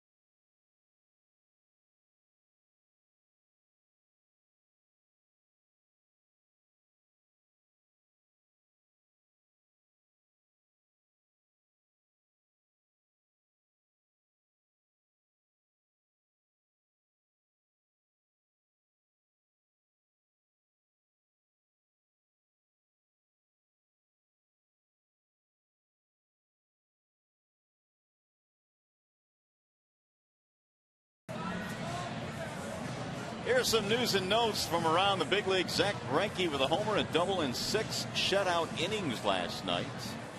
Boy, what a 1-2 combination they have out there in L.A. And the Angels, 10-game winning streak now. How about that? Jared Weaver's got a 17th win. He had 11 strikeouts yesterday. He's another guy that went from having a fastball in the mid to upper 90s to basically not being able to touch 90 miles an hour these days with his heater. He's turned into a great changeup pitcher. And the big season continues for Jose Abreu, 4th rookie in history to record 30 doubles, 30 homers, and 100 RBI. Verlander goes back to work. We are tied at 1 as we go to the 6th inning. Series finale between these two teams. Yan Gomes starts it off, and he looks at a strike, 0-1. It'll be Gomes, Murphy, and Chisenhall.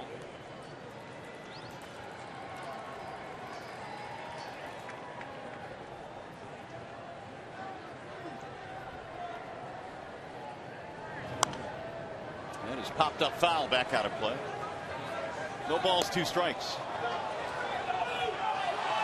1 run, 4 hits for both sides. The Indians have stranded 7. There is activity now in the bullpen for Detroit. Blaine Hardy is throwing. Hardy's up every day. Yeah, I was going to just say that. Twins used to have a reliever named Eddie Guardado. They call him Everyday Eddie. That's what Blaine Hardy's going to have to be nicknamed. Here's a soft line drive into right field, dropping in. Leadoff single for Yan Gomes.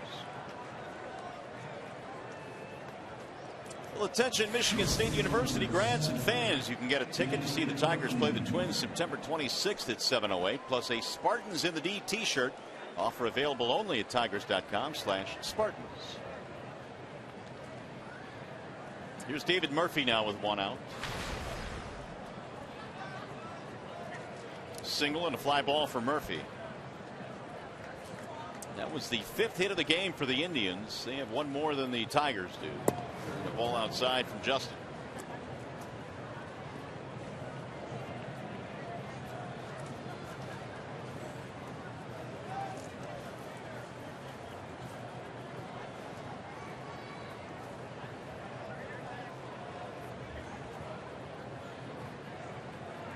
Murphy 56 RBIs this year. Looks at a ball high, and now it's 2-0. Let's take a look at Yan Gomes' swing on that little fly ball to right field base hit. You can see that it hit right on the label. That's usually a broken bat, but he's able to lift it. And again, a couple inches lower, that ball's going to be a broken bat ground ball. But you get it up that high, and those strong guys can just lift it and muscle it into right field. And Gomes also got 3 breaking balls in a row from Justin Verlander. That last one, a slider at 85 that didn't do a whole lot. Evan Reed now is joining the party in the Tigers bullpen, so it's Hardy and Reed.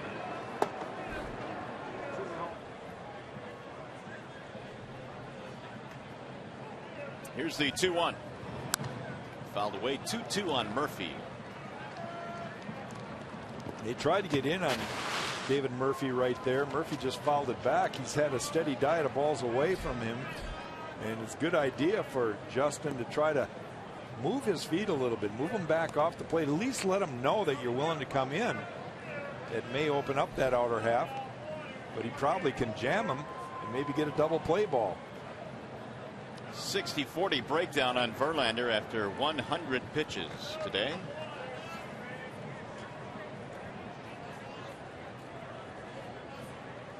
Here's the 2-2.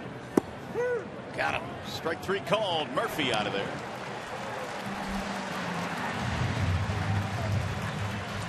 Here's our high-speed pitch, and it's always brought to you by Xfinity. And Justin Verlander's gotten up to 94 miles an hour. He did that last half inning.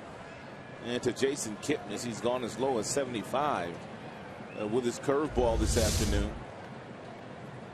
This good slider right here. This is probably his best breaking ball that he's thrown all day, because he is able to keep it on the inner half. It really locked up Murphy. Murphy's seen nothing but balls away from him all day. Looked like Justin got to a real nice arm slot there that allowed him to get on top of that slider. That'll dive in for a strike, 0-1.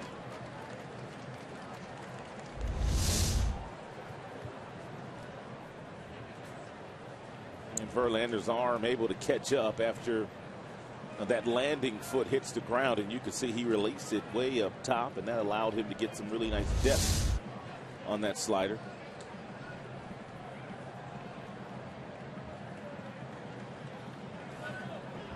Lonnie Chisenhall, the batter, a pop up and a strikeout for the Indians' third baseman.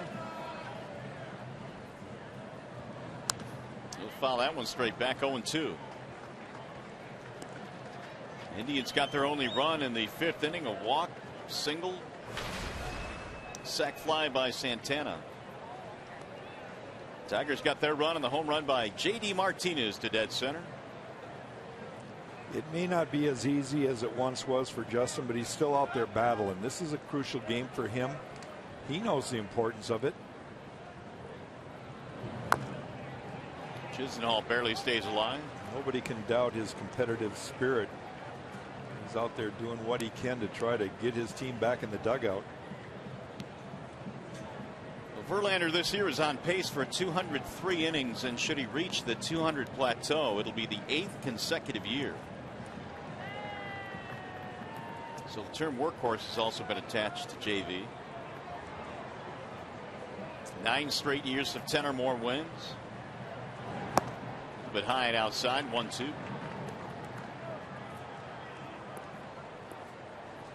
A lot of postseason innings as well, and really for the entire pitching staff for the Tigers over the past couple of years. And those innings, Jack, are probably high pressure innings, much more so than the regular season. They are. There's no question about it. When you're in postseason, especially like the Tigers have been in back-to-back seasons, your winter is shortened. Your rest time is shortened. 1 ball, 2 strikes.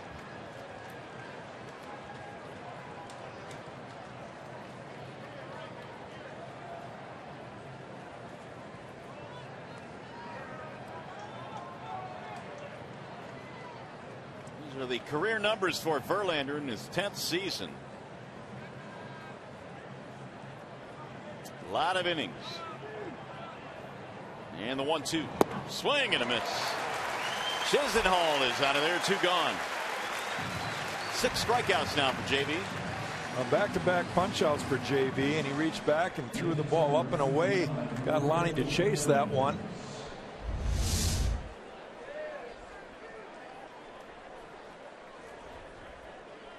I think a lot of postseason innings for pitchers are adrenaline affected. You might not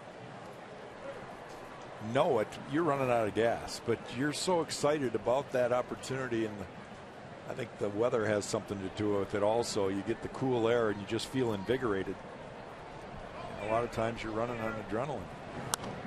Perez fouls it away. I remember talking to John Smoltz last year about that, and obviously he pitched in the postseason just about every single season, but he said, you know, you go 6 or 7 in the postseason start, it's a whole lot different than 6 or 7 in a regular season start, adrenaline wise, and how much it takes out of you. And for that Atlanta staff, man, they were in the postseason every single year. 90s they were.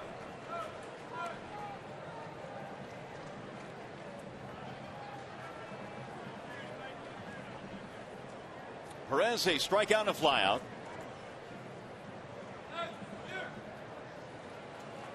One game. We're playing in the 6th, the series finale between these two clubs.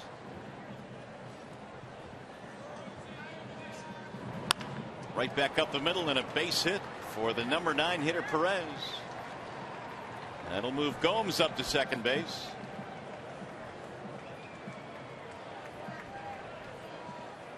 It's going to bring Brad Ausmus out. 109 now, the pitch count for Verlander, and that's going to be it. He left that last ball over the heart of the plate, and Brad doesn't even want to have a discussion with Justin. He's going to try to talk him out of it. But he's going to go make a change here, bringing the left-hander to face Bourne. That'll be it for Verlander. He'll get a nice round of applause as he departs. And a 1-1 ball game, Wallside Windows pitching change.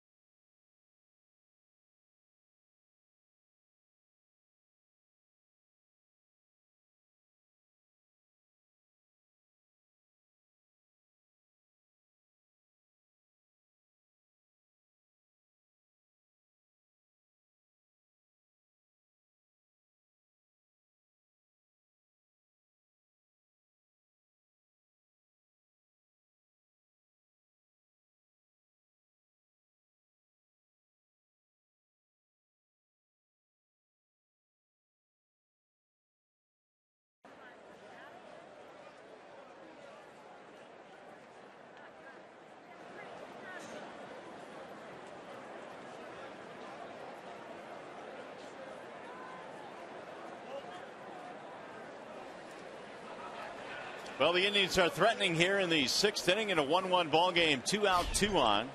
Michael Bourne coming up facing the left-hander Blaine Hardy, who's come out of the Detroit bullpen. Gomes at second base, Perez at first. And Bourne looks at ball 1. He got things started back in the 5th inning with a leadoff walk and eventually scored their only run.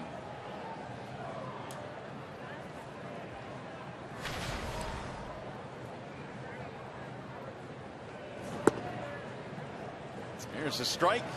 Jerry Lane goes up with the right hand. Blaine Hardy's done a very nice job with the inherited runners so far this season. He's inherited 22. Only 4 of those have come around to score. Way inside. I think that's a crucial part of evaluating a relief pitcher. Their job is to get a certain guy out, and a lot of times there will be a runner in scoring position when they're brought in to do that. If they can't do it, all of a sudden your value is diminished. You become a guy that can only start an inning. You don't want to be brought in into these pressure situations. Strike called on the outer edge, 2-2.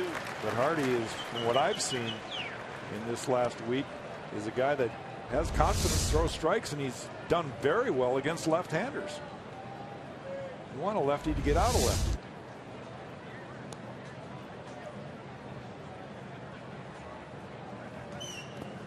Bounce again and away. It got through Avila. To the backstop it goes. That'll move both runners up. 2nd and 3rd now with 2 outs, and the count fills on Bourne, 3-2.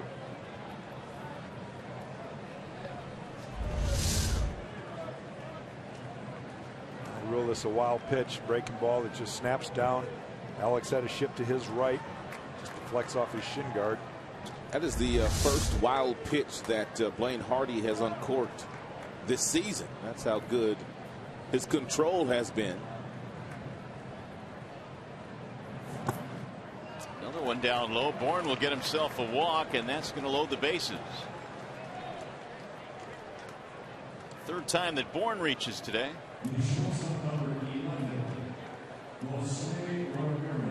Here's Jose Ramirez. Tiger bullpen as a whole has been awfully good in the last 19 games, an ERA sub 2.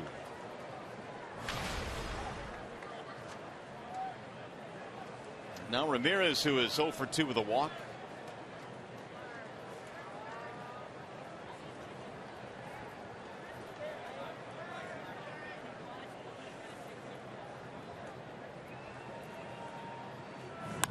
Ground ball left side, and a diving stop by Romine, but he has no play.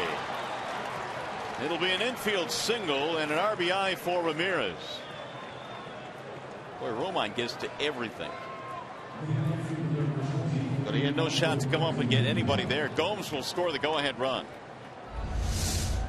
And by Andrew Romine getting over and knocking this ball down, actually gloving it on the dive, but no place to throw it. He limits them to just 1 run on that base hit.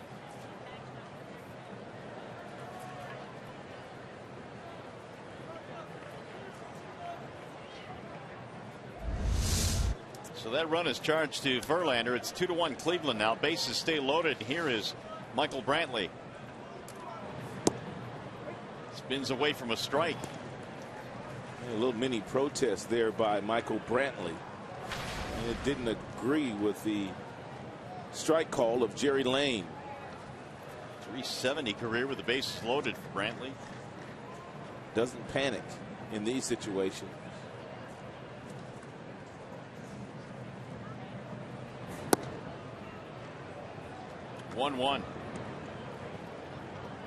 Brantley hits .281 against left-handed pitching.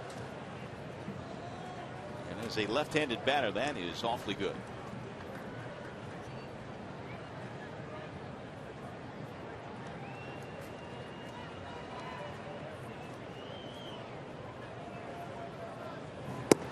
Way inside, and the count goes to 2-1. Single and a steal in his last at bat. And be careful here if you're Hardy. He's gone inside on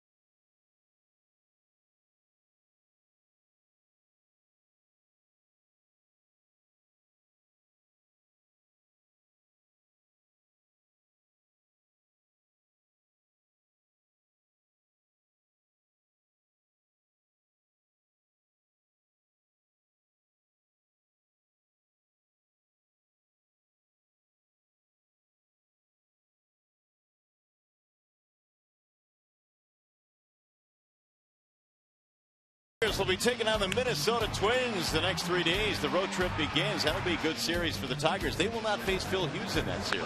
And last time these two teams hooked up, the Tigers played a doubleheader on the Saturday game in Minnesota, which made it a 4-game series, and there were a boatload of runs scored in the 4 days. The Tigers were in many.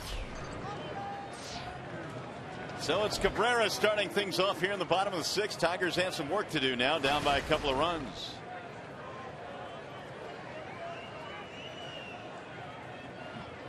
Miguel was hit by a pitch in the first inning. It's fouled straight back. No balls, 2 strikes. Cabrera, Victor Martinez, J.D. Martinez.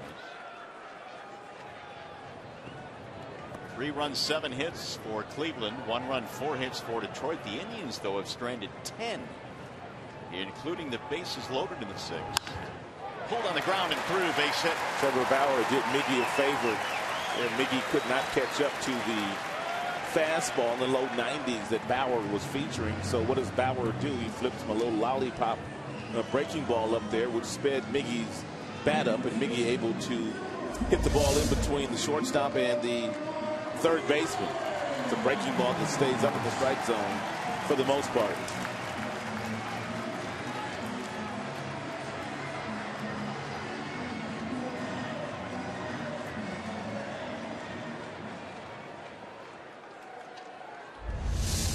So here is Victor Martinez.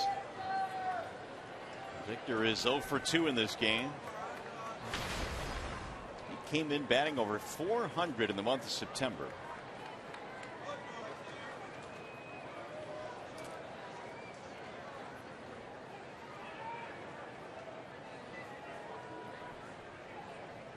Victor sends a ground ball to first, over the glove of the first baseman Santana down the right field line.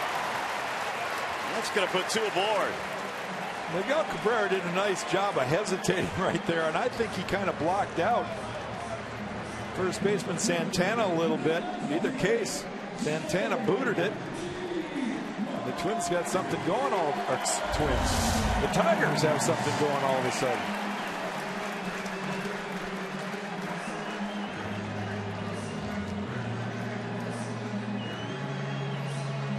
At least would have been 1 out for sure. Now leaves runners at first and second, nobody out. Here's J.D. Martinez. And Miguel Cabrera checking all the outfielders at where they're playing, looking at the shortstop, looking at the second baseman. They ruled that an error. Ball down low.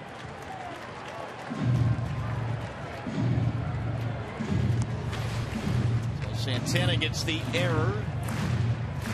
Now we'll see if the Tigers can take advantage here. JD is up there, hit one over 420 feet in his last at bat. Home run to dead center. That is got the crowd up now here for the Tigers. Crockett the lefty, Scott Atchison the righty. Here's the 1-0, and it's a ball inside. 2-0 on J.D. Martinez. Bauer getting himself in a real hitter-friendly count here against Martinez. Has already showed that he can't throw the changeup over the middle of the plate.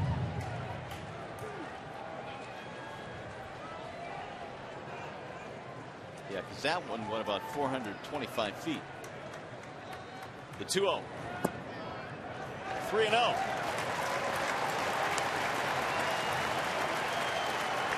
This could be his last hitter. Terry Francona knows the importance of this win, and he can't let Bauer get himself into too much trouble. Well, the left-hander Kyle Crockett warming up. The lefty Avila is due next.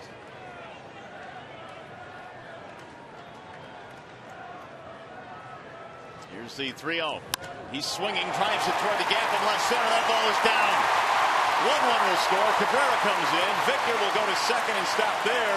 It's an RBI single for J.D. Martinez. That's a nice call there by Brad Ausmus. J.D. Martinez already with 22 home runs. Brad Ausmus knew that J.D. Martinez was going to get the fastball, but the key for J.D. Martinez, he didn't try to do too much with it. He just simply took this fastball and hit it right back through the middle. Looked like it. He had a changeup grip, but that was a fastball.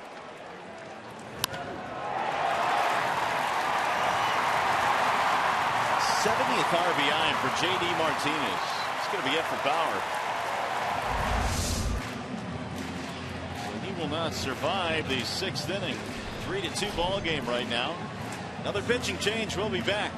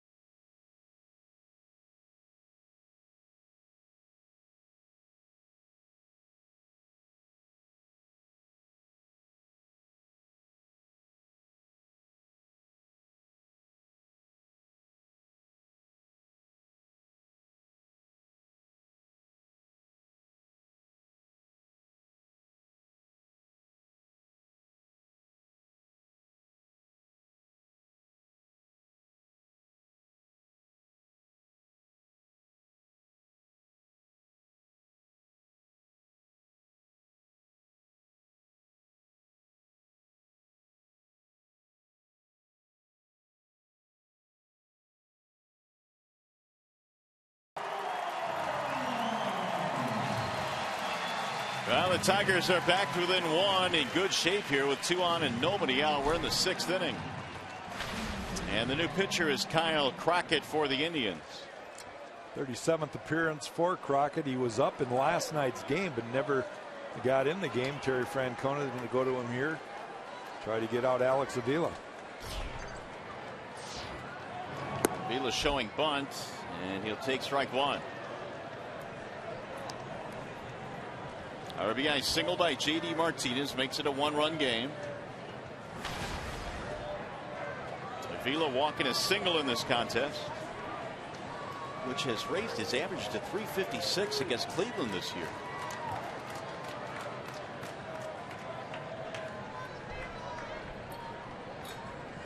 Now the 0-1 again showing bunt. He drops it down. They're going to let it roll, and it's going to go foul. 0-2 the count down to Avila.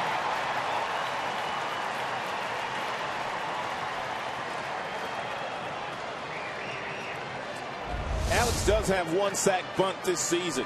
And one of the things you have to do if you are bunting, you have to make sure that the head of the bat is out in front of home plate. That way that ball stays fair. But where he made contact with the ball, his bat was behind home plate. Therefore that ball just trickled foul. He's trying to create the bat angle to bunt the ball down toward third base to Lonnie Chisenhall. He wants Chisenhall, the third baseman, to come and field the bunt. At least he did.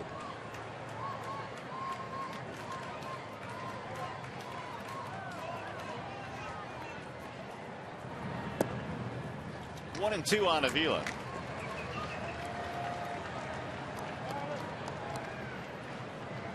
He's got to figure out a way to get the runner over to third. Nobody out. It's the go ahead, or excuse me, the tying run at second base. Go ahead run at first base. Bauer was given a 2-run lead. Now he's out of the game. Single error single. The Tigers have gotten 1 back. And he missed outside. 2 balls, 2 strikes.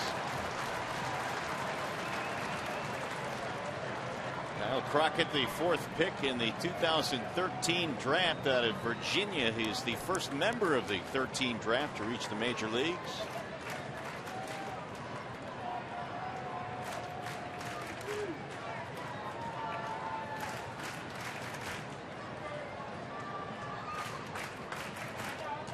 In the 2-2. Got him. Strike 3. Avila punched out. 1 gone.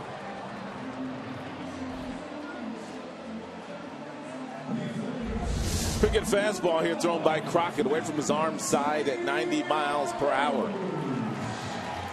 On the outer third of home plate. Castellanos coming up, and Crockett will face just 1 batter. He's done his job. Indians going right back to the bullpen. And we'll be back as well. 3-2 ball game. Cleveland on top.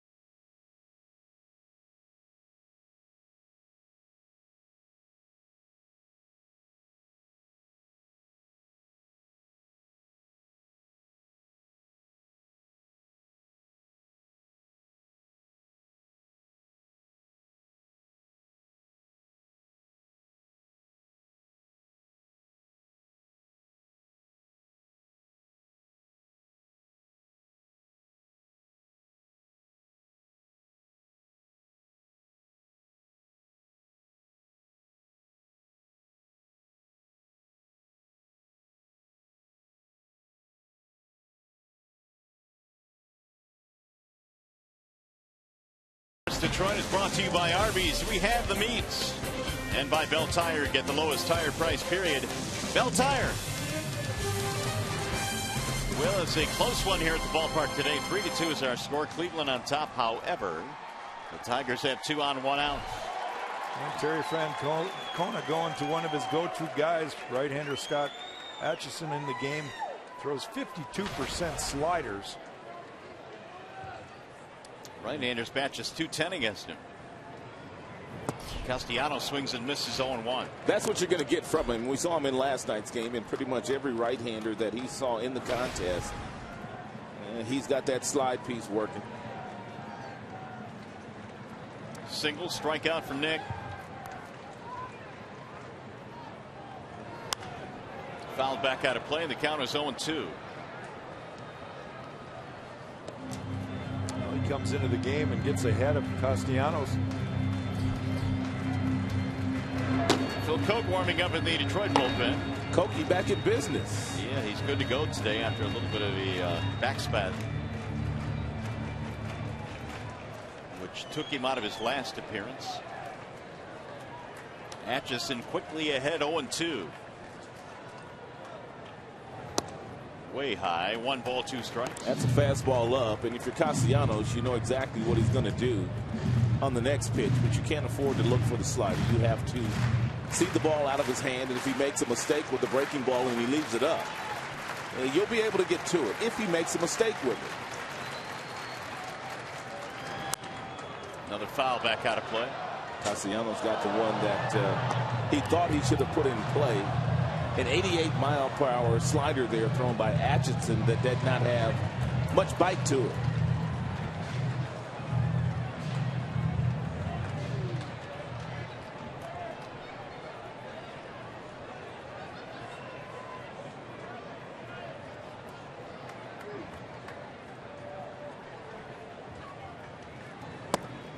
Missed it outside, a little bit high as well. 2 balls, 2 strikes.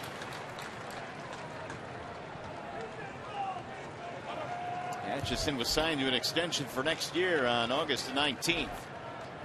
So he'll be back next year for the Indians. Veteran right-hander.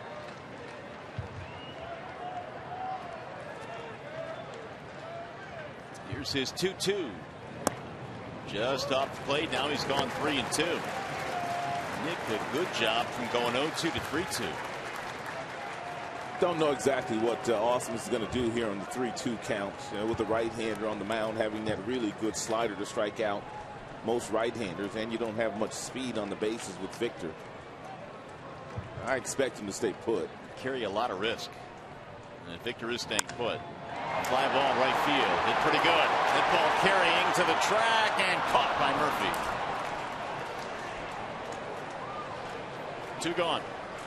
Nick gave it a ride.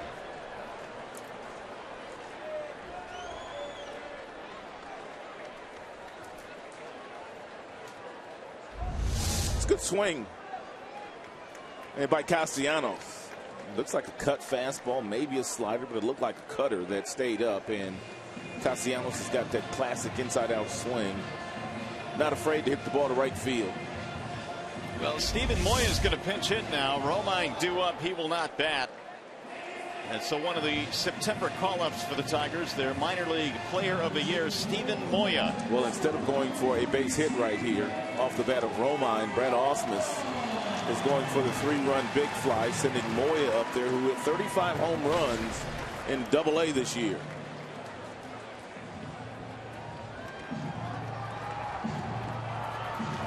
Moya last played against San Francisco on the 5th as a defensive replacement. Here comes Callaway now to probably give a scouting report on Moya. Great point. We've never seen him before.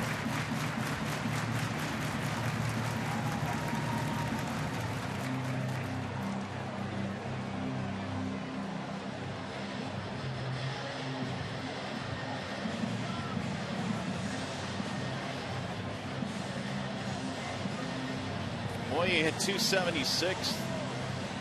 Not only 35 homers, but 33 doubles in Double-A year. He knocked in 105 runs.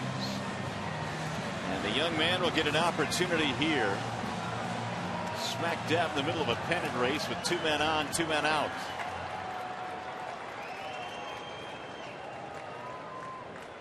An impressive season for Steven Moya.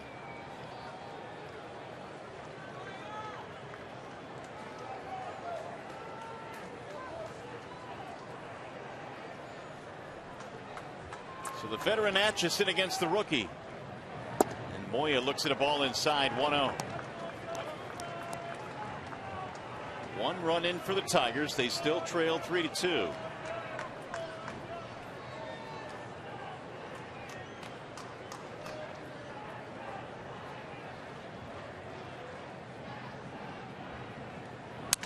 Moya broken bat, soft liner to third. What a pick there by Chisenhall, who throws him out. That'll end the inning. The Tigers will leave a couple, but they get 1 run back. Lonnie Chisenhall with a tough play. Keeps it a 3-2 ball game.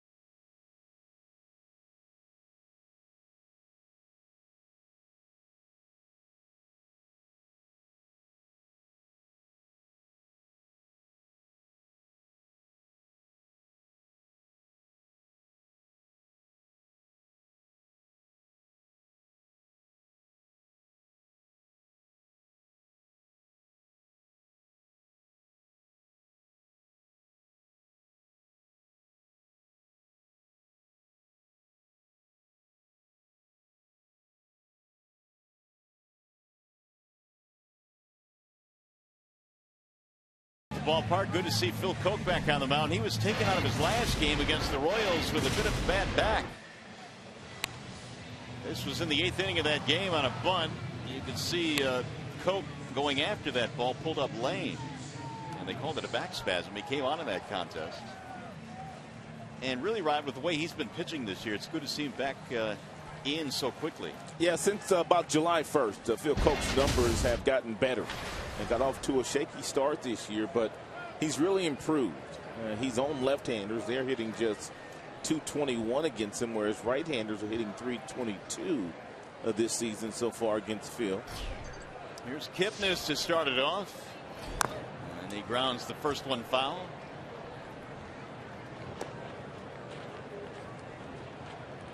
Jason Kipnis, then Yan Gomes, and David Murphy. Eugenio Suarez is the new shortstop for the Tigers, taking over for Romine. They pinch hit for Romine.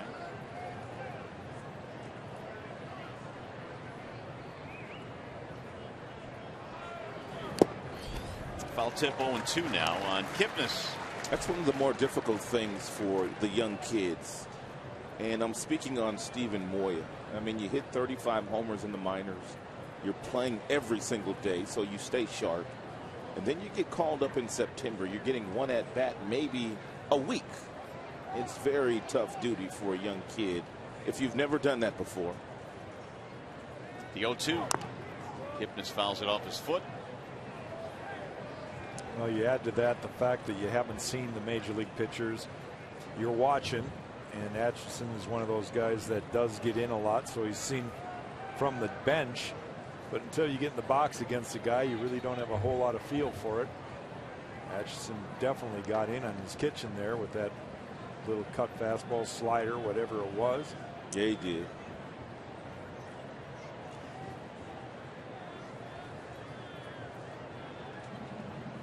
Kipnis waiting on an 0-2. Swing and a miss. Koch takes care of Kipnis. He's 0 for 4 today, 1 out. Catch every strikeout, every game ender, and every history-making moment on MLB Whip Around, weeknights at 10 Eastern on Fox Sports 1 and streaming live on Fox Sports Go.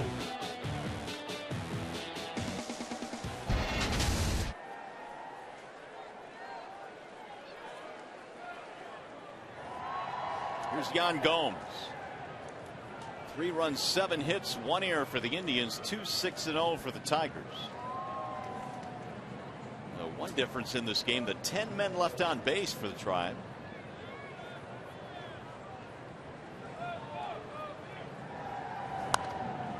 Fouled away, 0-1. You take a look at the hits by direction for Yan Gomes. He's got 55 hits to left field, and that's where most of his power is. And so if you're Koch here and you give up a hit to Yan Gomes, you want him to hit the ball to center field or to right field. He doesn't usually display a lot of power in those directions.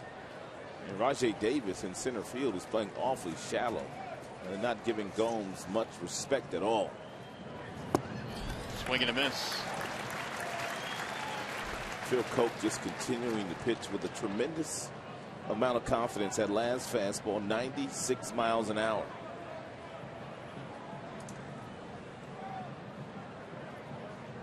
All of a sudden, that back end, that Tigers bullpen's kind of gotten healthy. Koch's pitched well. Hardy, for the most part, has done a nice work. And Java Chamberlain continues to do a nice job. Jim Johnson has been surprising, and Nathan has turned the corner. Soria had a nice inning last night, too. He did.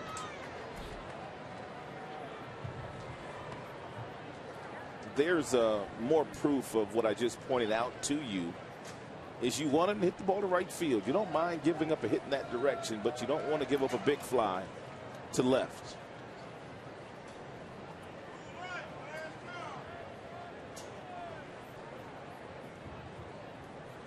Here's the 1-2. 2 balls, 2 strikes on Yan Gomes. Another area where Yan Gomes has really improved on is his discipline. He doesn't chase very often. Tyler Holt has moved to the on-deck circle. Pinch hit for Murphy. In the 2-2. Drilled and caught. Got a leap by Suarez. He timed his leap perfectly.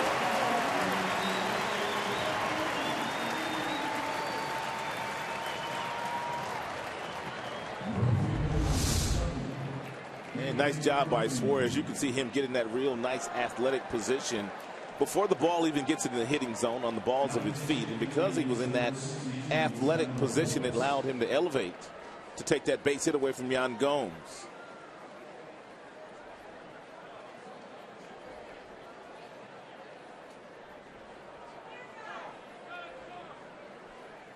A little 9-iron right there. Yeah. Pulled it right off the ground. So here is Holt to pinch hit.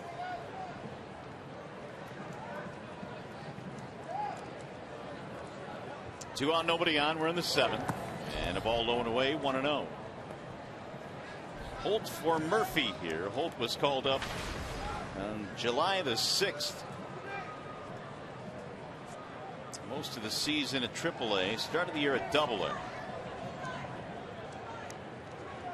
Koch in search of the 1-2-3 inning.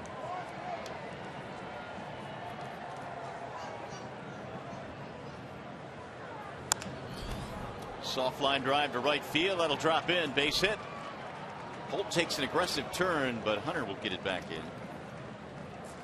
2-out single. We'll bring up another lefty-lefty matchup here as Chisenhall steps in. 8th hit of the ball game for the Indians. And Francona not going to pinch hit for Chisenhall. He has really good numbers overall this season against left-handed pitching.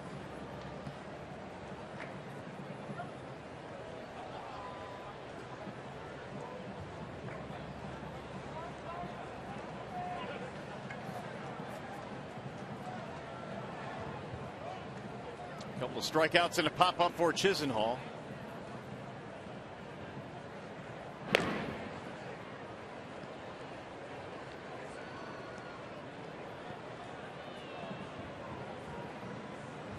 Phil Koch has thrown 11 total pitches.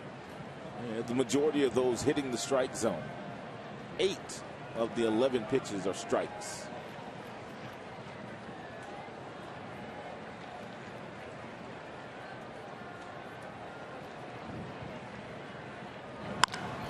Chisenhall skies it in the air to center field. Davis going back, appears to have room, and he does. That'll be it for the Indians. No runs, a hit, and 1 man left. Coming up, the Health Plus 7th inning stretch.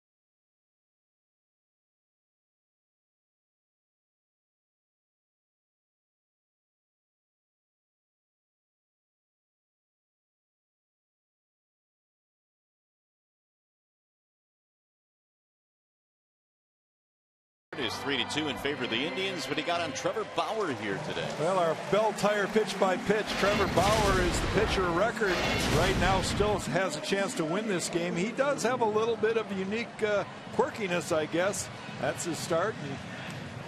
But the one thing he did very effectively, Rod, was he was able to pitch inside, and that opened up the outer half of the plate for some of those good breaking balls. You make your life so much easier if you're not afraid to go inside off the plate to some of the right-handed hitters, especially some of the Tigers' right-handed hitters that really aren't fazed by good right-handed pitching. And we brought this up earlier, that the fact that Bauer's had a chance to watch a couple of other starters in this series, a couple of hard throwers, not really have a lot of success against Tigers' bats.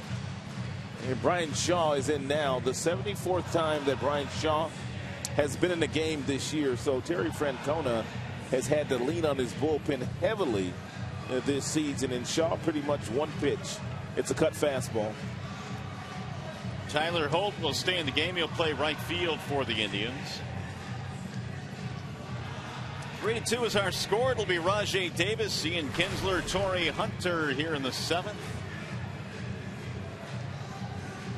Shaping up like last night's game, where the Tigers were trailing by a run until they got the Avila home run in the bottom of the 8th.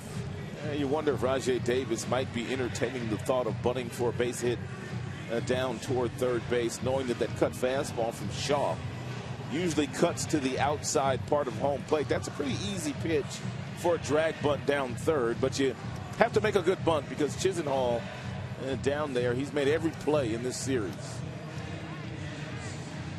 Shaw gave up the 2-run shot to Avila last night. He's got quite a bit of room in this direction. It should he attempt to bunt, at least right now he does.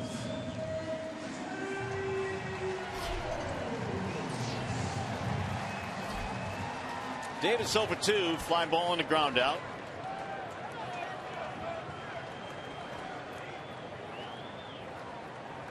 And Shaw goes to work, and he shows bunt, but he takes the first strike. He'll bring Chisenhall perhaps in a step or two. Chisenhall not buying it. He's not. Apparently not. He's not buying it. Now the 0-1. Chopper over the head of Chisenhall. Tough play, no chance. Base hit. That is just an absolute thing of beauty. If you're Rajai Davis, even though Chisenhall wasn't totally sold on the bunt, you had him in a couple of steps closer than he normally would be, and because of that, the little chopper over the glove of Chisenhall, where the shortstop has to make the play. Ramirez. Leadoff man on with speed. A big at bat for Rajai. Perez can throw. I mean, I don't know what his numbers say throwing down to second base, but we've already seen him throw a couple of balls down to first base trying to pick off the base runner. He was successful one time, and we also know that Shaw, he's got a pretty quick delivery to home plate, so it's going to be tough for Rajai to steal. Way outside, 1-0. Always like these kinds of confrontations when you've got a true base stealer on first base, and everybody in the ballpark knows that's a major part of Rajai's game. But what a lot of folks here don't necessarily know is the fact that Shaw makes it difficult to steal. But it looks like Rajai is going to force the issue today. He's got a big lead.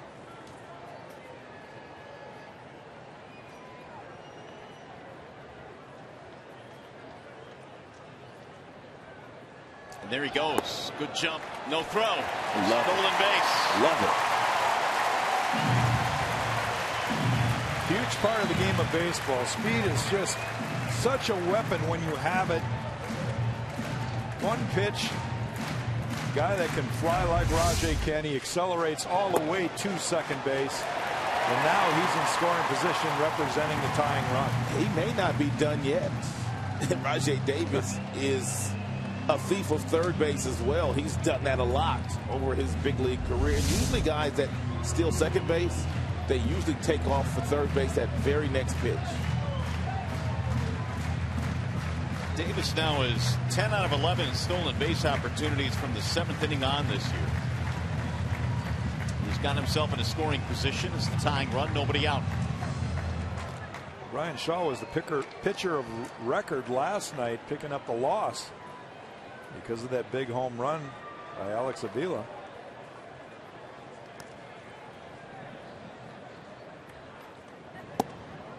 Ball inside to Ian Kinsler. Now it's gone 3-0.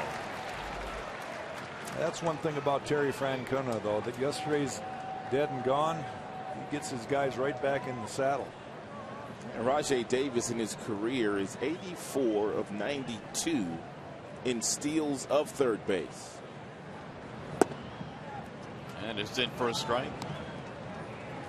Well, when Shaw came on in last night's ball game, he walked the first man he faced, then allowed a stolen base, and then later in the inning, the Avila home run.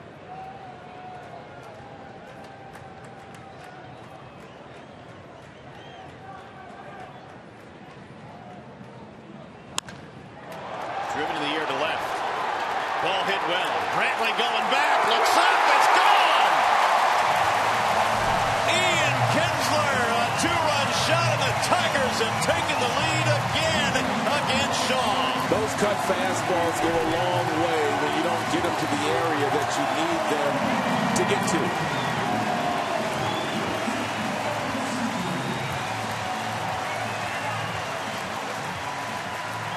Well, I don't want to say anything, but one of you two guys picked Ian Kinsler. Yep. And that's got to be a lot of stock right there with that swing of the bat. Here's that cutter, and that cutter does not get to the corner where he usually throws them. And for the second consecutive day here at Comerica Park, the go-ahead home run given up by Brian Shaw. There's a bunt down the third base line. No chance. Torrey has a bunt hit. I see you, Torrey. Kinsler's over his 14th of the year. And one more look at the home run by Ian Kinsler.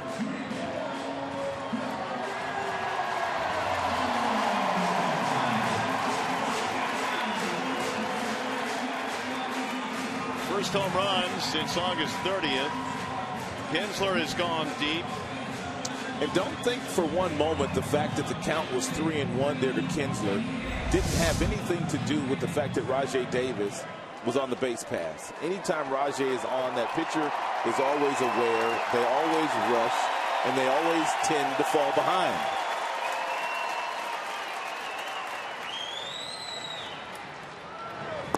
Swing and a miss by Miguel. Cabrera had a single, scored a run back in the 6th. He's also been hit by a pitch.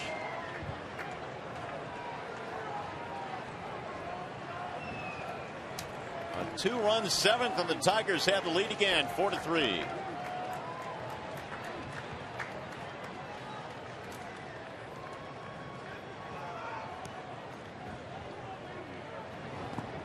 Bouncing in, 1 ball, 1 strike.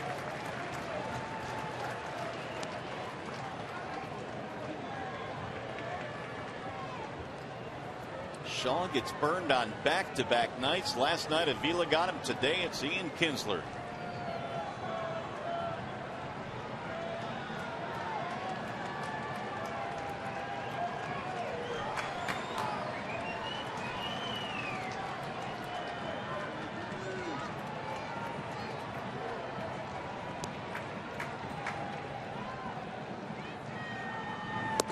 Way outside.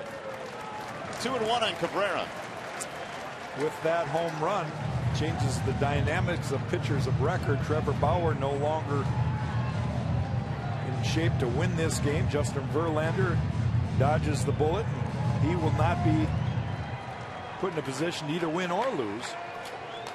Yeah, Phil Coke now the pitcher of record for the Tigers. Swing and a miss. 2-2.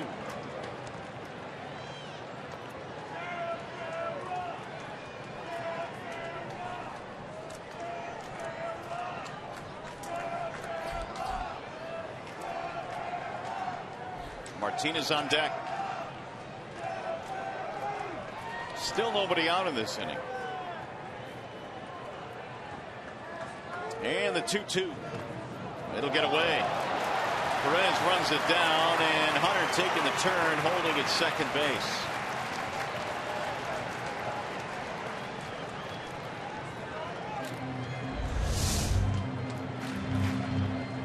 That's a breaking ball that Perez just does not get the tailgate down. Right through the 5-hole. Wild pitch.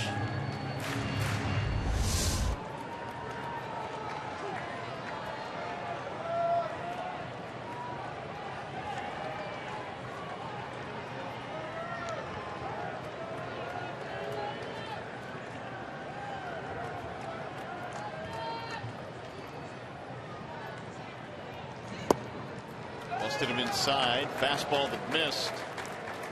And now Cabrera gets himself the walk. That'll put 2 men on.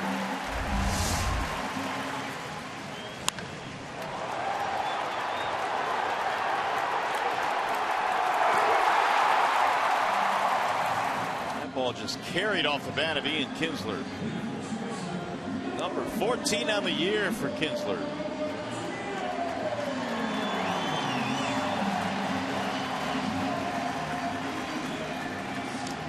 These are two teams that had split the first 16 games of the year 8-8, and now the Tigers in shape here to sweep the series if they can go on and win it. Zaczynski and Lee in the bullpen for Cleveland. Jabba Chamberlain has been thrown in the Tiger bullpen.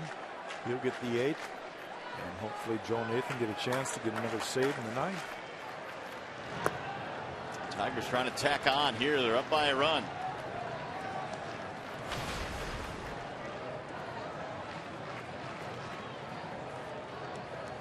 Victor reaching on an error in his last at bat. Fielder's choice E3. And Shaw threw 19 pitches yesterday, which is not that many. He's already thrown 15 here today.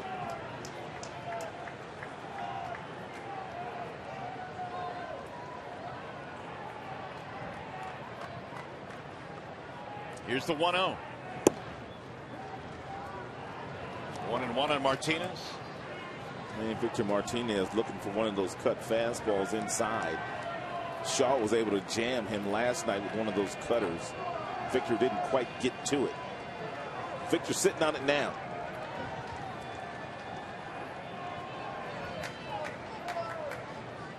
And if he gets it, watch him clear his hits out of the way to get that barrel of the bat over the heart of the plate.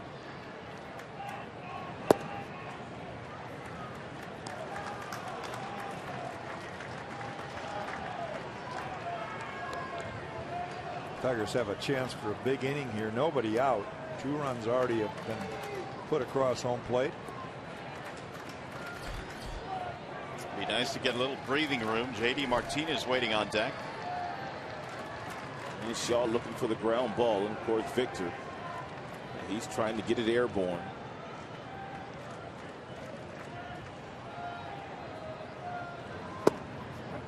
That'll drop in for a strike. 2-2. That's a nice bender there by Shaw.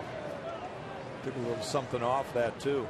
Even though it wasn't a great pitch as far as the location, just enough to disrupt the timing of Victor Martinez.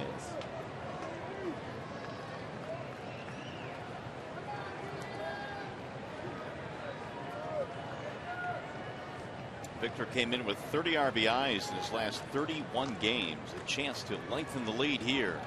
Yeah, great 2-strike hitter. Ripped right at the first baseman. They'll get a double play. That's the second time Victor Martinez is lined into a double play right at Santana, the first baseman. This one goes 3 unassisted on the double play. 2 gone. And really nothing Miggy can do here. Miggy takes 1 step towards second base, and Santana grabs it, runs to the bag. Nothing Miguel Cabrera could do. So with 2 outs, here's JD Martinez. They might not mess with JD Martinez here. They might just put him on. Yep.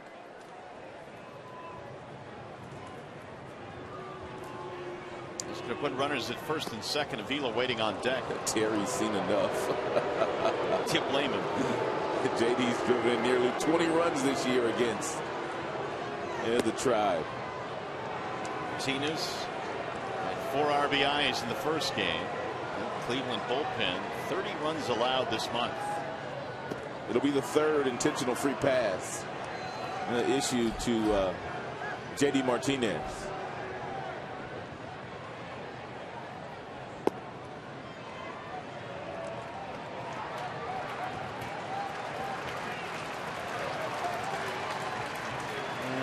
bring Terry Francona out.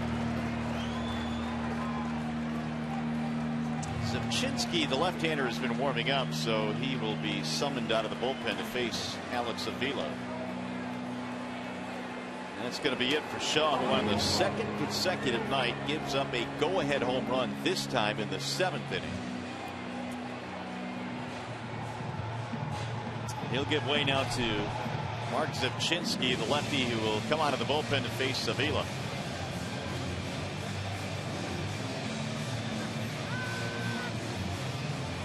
Fans see the Tigers play the White Sox September 22nd through the 24th. Get 4 tickets, 4 hot dogs, 4 bags of chips, and 4 drinks, all for a discounted price. For the weekday value pack, call 866-66-TIGER or visit tigers.com.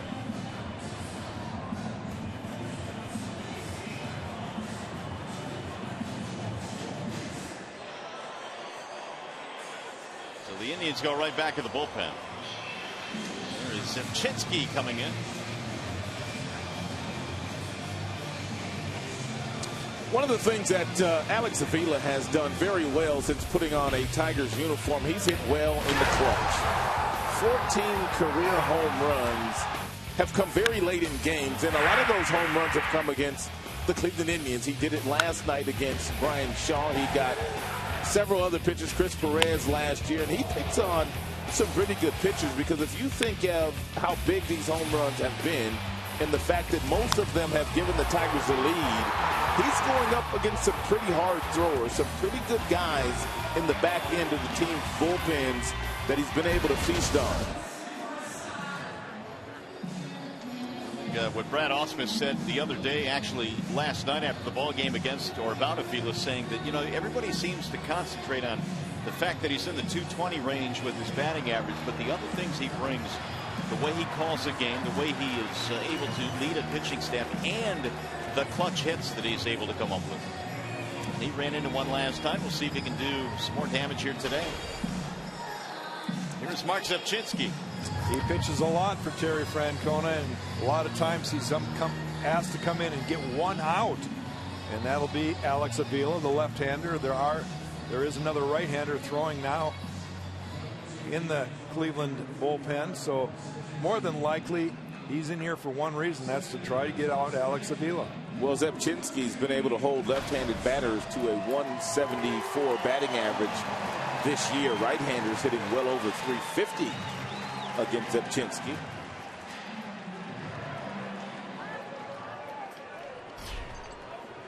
Avila on base twice in this game, single and a walk.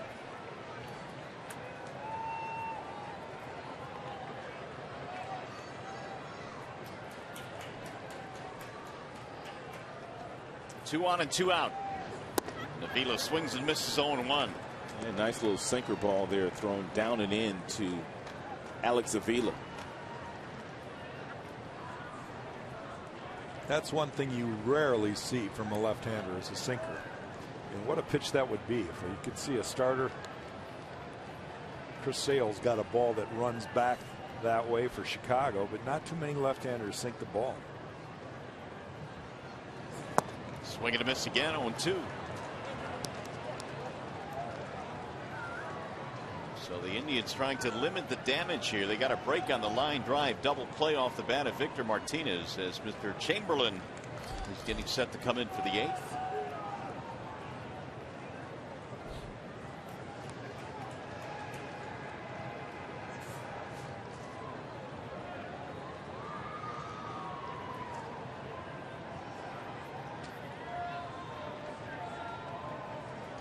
And the 0-2. Swing and a miss. He got him on 3 pitches, and that is that for Detroit. However, much different ball game right now thanks to Ian Kinsler. 2-run shot. Tigers have the lead.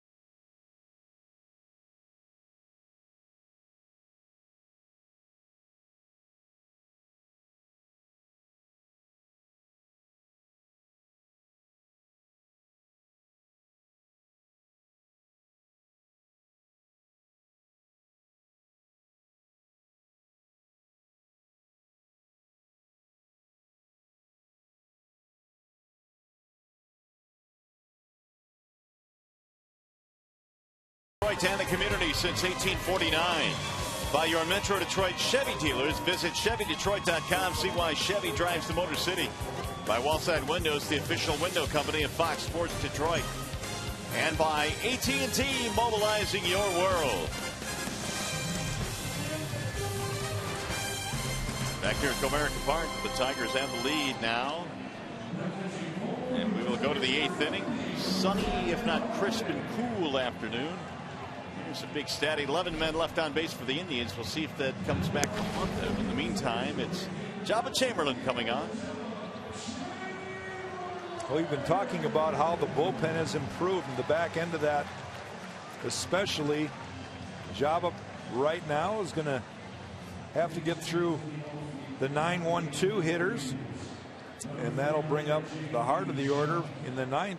Maybe even this inning. See how it all turns out. And Java's pitched some pretty good baseball overall this season against the Tribe. 9 innings of work against Cleveland. He has not given up a run to them. Ryan Holiday is the new catcher for the Tigers. Avila's out of the game, and J.B. Shuck is going to pinch hit.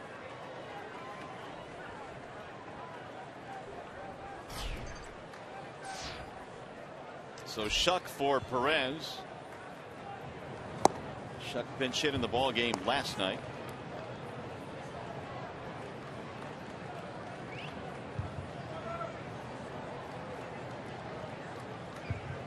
One ball, no strikes. It is 4-3 in favor of the Tigers. It's lifted in the air toward left, slicing away, but J.D. Martinez has room. One gone. I don't know exactly what's going on with Alex, but it's not the norm for Alex to be taken out of games very late and for defensive replacement. You wonder if something is going on, and Holiday has come on. Well, you remember back in the very first inning, that pickoff by Perez that was taken by Carlos Santana hit Avila right in the chops with his elbow. There it is right there. Not sure if that's the reason why, though. Strike one on Michael Bourne. Yeah, but you know we never let the truth get in the way of a good story up here. Bouncing ball, second base side. Java's going to get a couple of quick outs. 2 up, 2 down. Well, as promised earlier in the game, we have the AT&T fan photo of the game. Tweet your photo to hashtag Detroit Fan Photo for a chance to have it shown in an upcoming game broadcast brought to you by AT&T.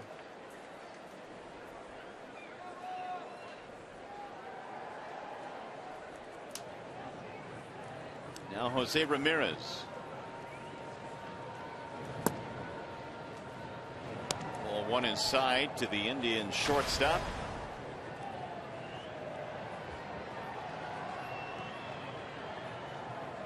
Signal to drive and a run back in the 6th. Indians able to build a 3-1 lead before giving up 1 in the 6th, 2 in the 7th. C.C. Lee still throwing in the Cleveland pen.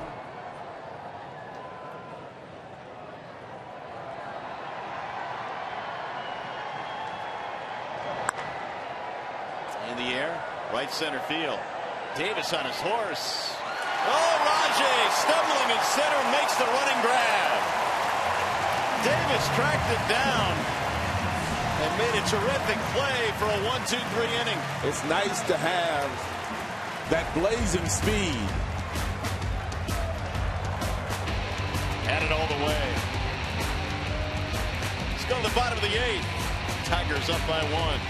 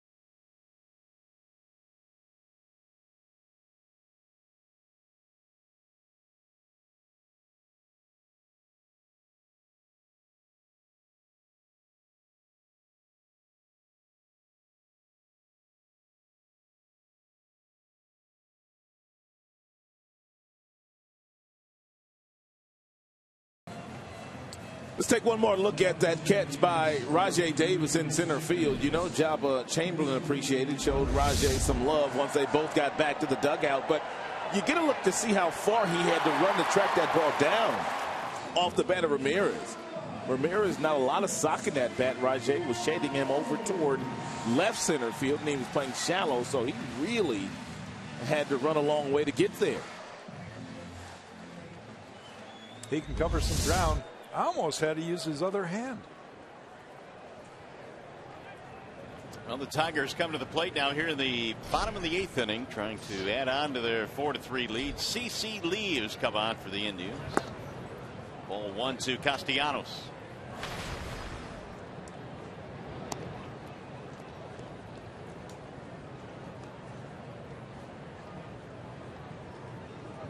Meanwhile, Chris Jimenez is the new catcher. Perez out of the game. 1-1 strike on Castellanos. Nick in the ball game today, 1 for 3, had a single. That was back in the 4th. And the 1-1. 1 ball, 2 strikes on Nick Castellanos. And Tigers have been able to get to the bullpen of the Cleveland Indians in this series. They tacked 3 earnings on Lee on Friday night.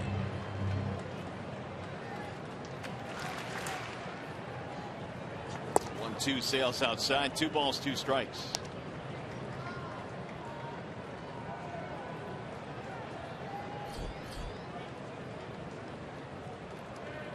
They've gone with Crockett, Atchison, Shaw, and Lee, along with their starter, of course, Trevor Bauer. Full count now, 3-2. So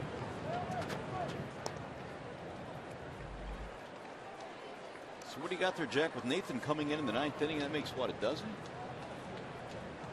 Be 12 pitchers used. Thanks. There's the 3-2. Slap that one foul.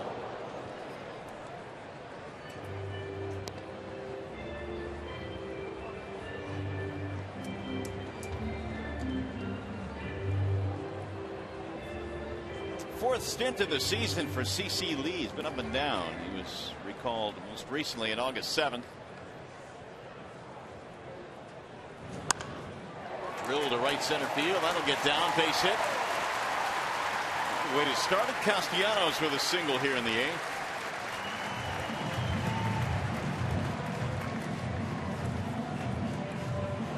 Hey, by the way, the most popular way to follow the September pennant races is with MLB.com at bat, the #1 app for live baseball. Enjoy live look-ins, replay reviews, scores, live radio broadcasts, the MLB.TV game of the day, and more. Get at bat for your smartphone or tablet, the App Store, or visit MLB.com. And bunting situation here for the Tigers. They would love to stretch the lead one more run, especially with Suarez in the batter's box. He might want to go down this way. You got a new first baseman down there in Santana. You don't want to go toward third. That would be Chisenhall. Don Kelly pinch running for Castellanos. And Don will stay in the game more than likely and play third base.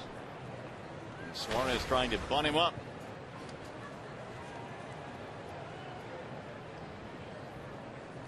And Suarez has 4 sack bunts this season. We were mentioning, Rod, the Tigers have gotten to the bullpen of the Tribe. 7 earned runs in 6 innings for the Tribe pen in this series. Right. You wonder in this situation, and I don't know for sure, they obviously have to get Kelly into scoring position, but Brad might gamble here. He might just put a hit and run on. Nope. Oh, my goodness. That'll get him down to second. I haven't seen a pitch miss that badly in a long time. That had to slip out of the hand of CC Lee. Just a bit inside. Wow. 3-0.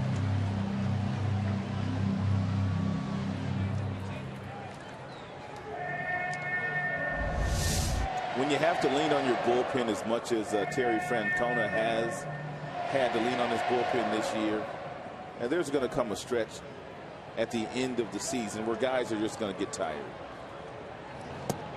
Walked him, and it'll put 2 men on. Nobody out. Tigers are trying to give the Indians an out there and lead. Refused to take it. Well, we'll see what Davis is up there to do. Here comes Mickey Callaway.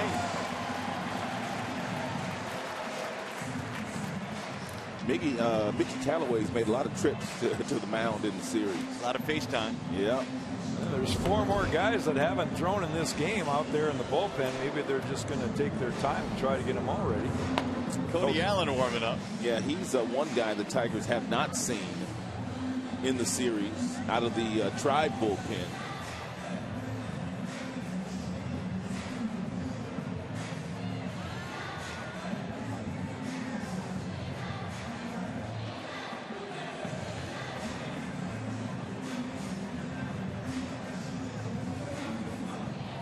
Callaway's finally chased out of there by Jerry Lane. It's become fashionable for managers not to use their closer only in safe situations, but there also are times where they just need to get them in to get some work and keep them sharp.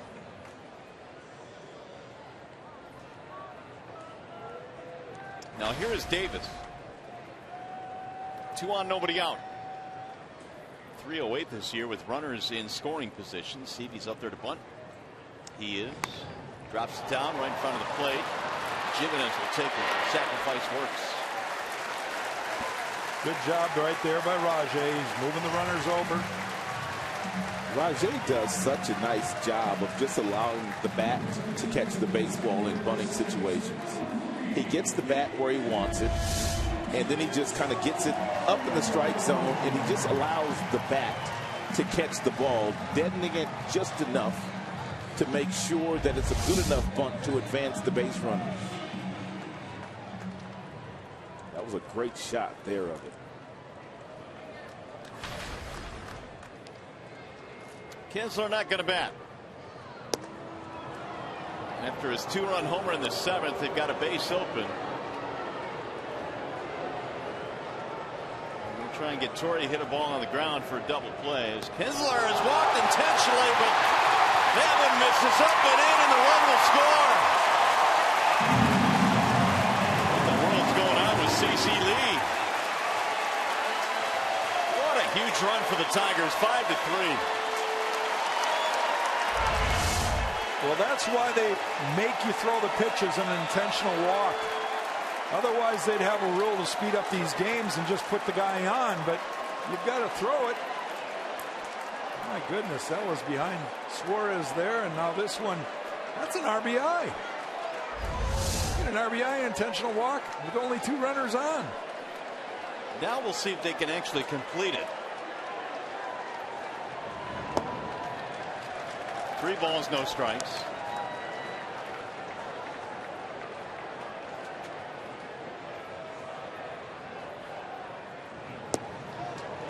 Jimenez is walking a tightrope just trying to catch those pitches.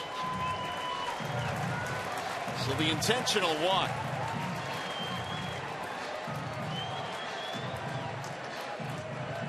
And Terry Francona's coming out again.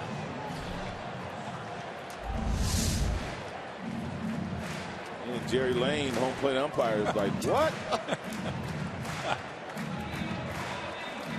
Staggered him.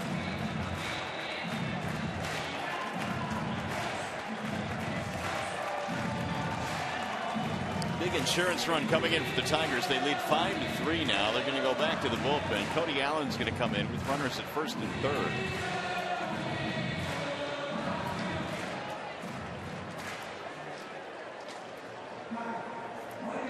Here's our game summary. J.D. Martinez, solo shot to center field. He's hit 7 homers this year against Cleveland. Ian Kinsler, the go-ahead 2-run shot in the 7th.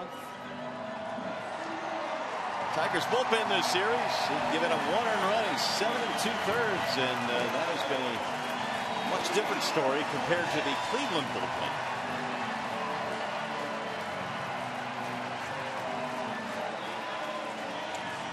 Well, just like we promised you earlier in the game, it's Miller time, and it is brought to you by Miller Lite. After a Rajay Davis single and a stolen base, Ian Kinsler got himself into a real nice fastball-friendly count. He got the cutter from Shaw, and he hit it into the Tribe bullpen for a 2-run lead, and that allowed the Tigers to take the lead.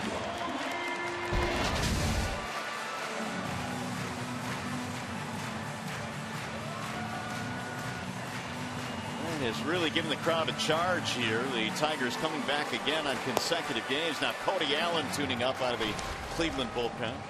Allen is their closer. He has been in 70 games this year. We talked about Shaw. We talked about Atchison. We talked about C.C. Lee.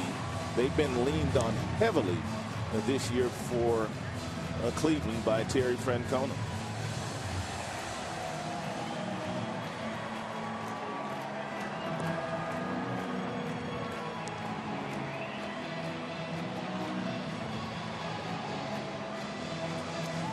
We have a moment here as Cody Allen warms up. We send it down to Justin White with a preview of Tigers Live. Well, Mario, more late inning magic for the Tigers against the Indians, and we'll recap it all coming up right after the game on Tigers Live. Lindsey Hayes and Craig Monroe will break things down from the studio. I'll be chatting with Ian Kinsler, and as always, you'll hear from Tigers manager Brad Ausmus. That's Tigers Live right after the game, right here on Fox Sports Detroit. Guys, back to you for now. All right, J-Dub. Hopefully the Tigers can add a few more on here, make it more comfortable. They lead by 2. Now first and third for Torrey Hunter. Cody Allen takes a deep breath. Hunter a couple of hits in this game. Torrey had an infield single back in the 7th. He had a base hit in the 1st as well. Batting .281 now. Infield in a couple of steps up the middle.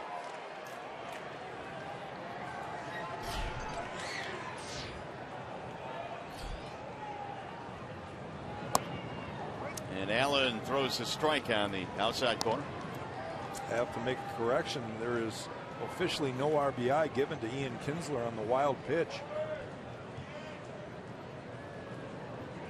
Kinsler was at the plate. They were trying to walk him intentionally. Lee fired one up and in into the backstop. There's a strike called on the outer edge. 0-2.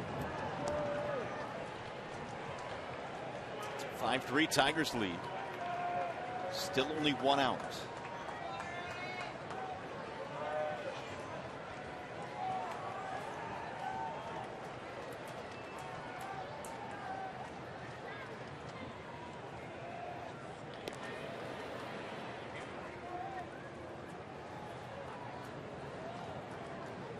The action in the Tigers bullpen now is Soria along with Nathan.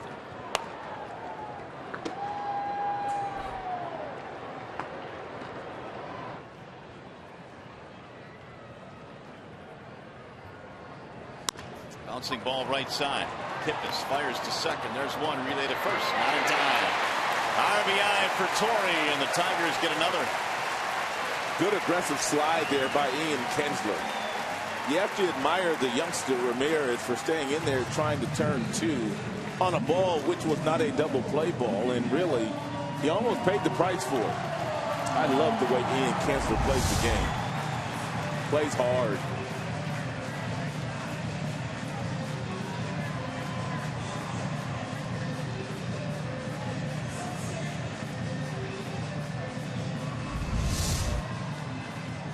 Six to 3 now.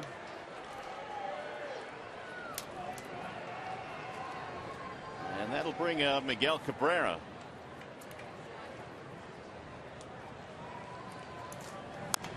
Didn't Justin Morneau suffer a concussion a couple of years ago on a play like that at second base? He did. Well, it was a stolen base attempt, and the ball hit him. Or actually, he hit the guy's knee. It was Right. up in Toronto when it happened. Yeah, John McDonald. Yeah, and he slid into the fielder's knee at second base. And I was there live when it happened, and you could not tell that anything happened. And that was, abnormal. It seemed pretty innocent at the time, but it took him a while to get through that.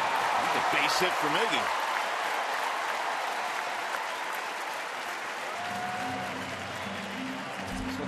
on base for the 4th time in this game. That is 3 hits today by Miguel Cabrera. We continue to talk about everybody else on this team, whether it be Victor Martinez, whether it be J.D. Martinez, but Miguel Cabrera just continues to get it done.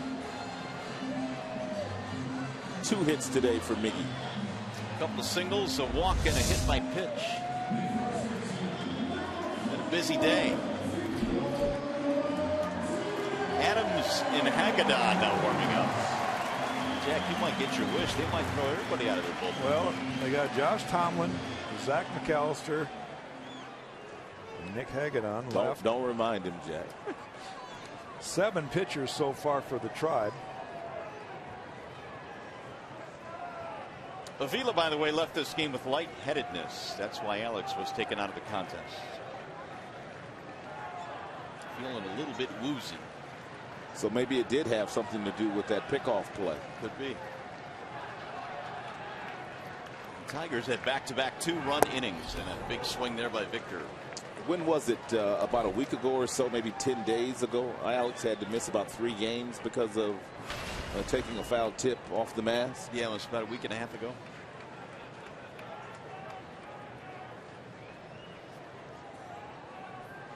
Martinez does not have a hit today, but he is lined into 2 double plays. And in fact, the last time up, he scalded a ball right at first base. With a couple of runners on.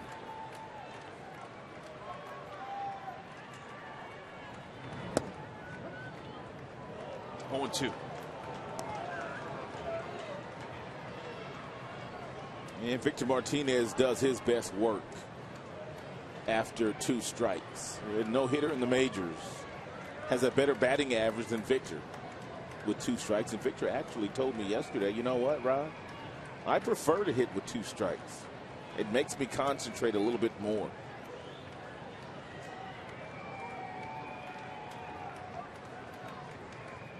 Now the 0-2. Swing and a miss. Got away from the catcher, but Jimenez will tag him for strike 3, and that'll end the inning. However, the Tigers get some insurance as we go to the 9th.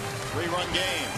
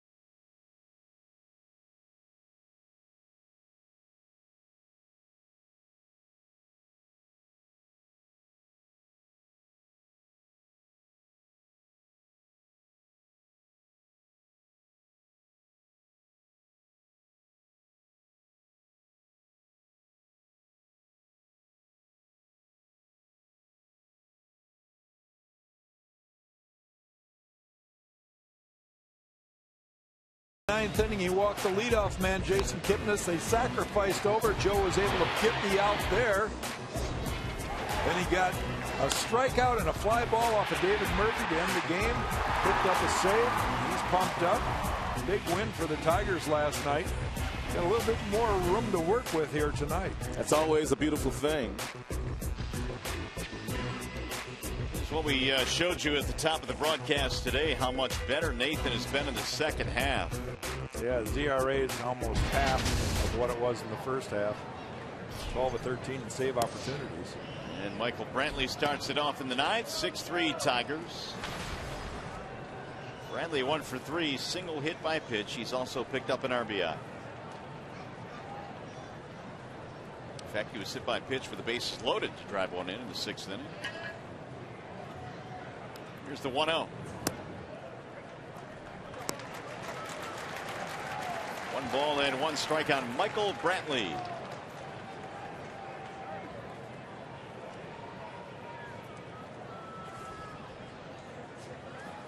See the changes for the Tigers. Carrera now in center field, Kelly at third.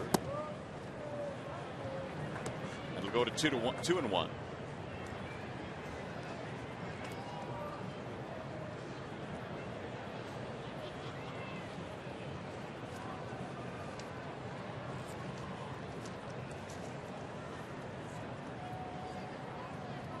Here's the 2-1. Lifted back out of play.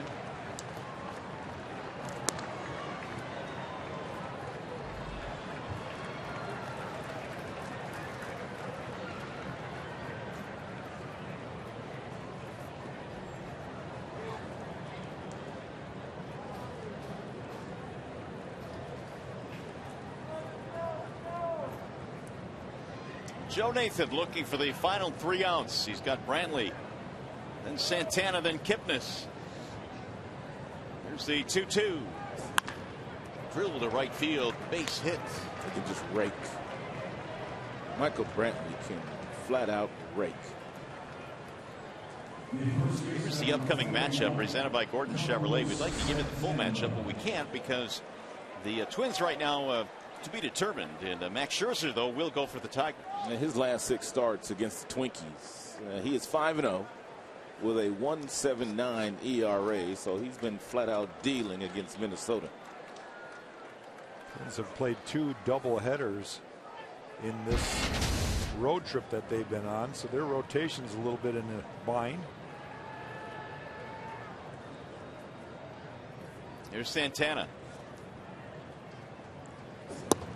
Nothing messes up your pitching staff like a couple of doubleheaders or a 19-inning game like the Tigers had earlier this year. Tigers played a couple of doubleheaders on consecutive Saturdays in August. Yeah, that 19-inning game, that took a lot out of Tigers. Not only their pitching staff, but their position players as well, because they played that on that field turf in Toronto. Guys' legs were heavy for the next 3 days. 1-1 on Santana.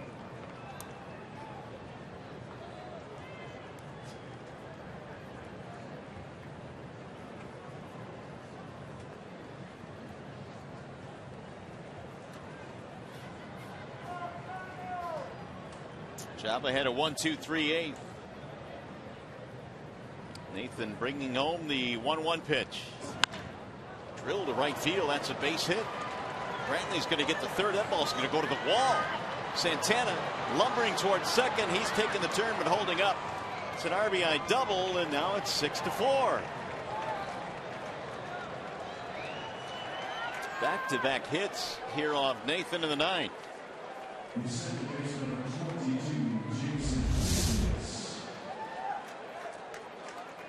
Well, it's a breaking ball that stays up a little bit. Carlos Santana dropping the barrel of the bat on the ball and driving it in the gap in right center. And then it's just a foot race for Brantley and Santana.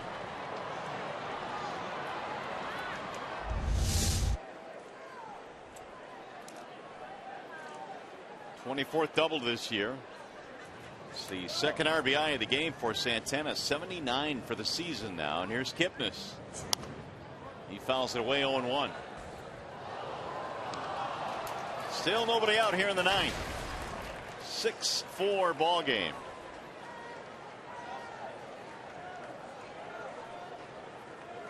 Kipnis has fanned a couple of times in this game.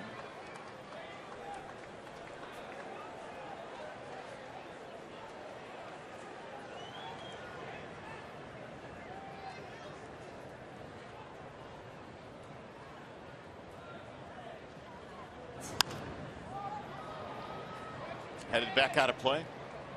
0-2 on Kipnis. That is 10 hits now for the Indians, 11 for the Tigers. And these two teams have also combined to leave 21 men on base in this game.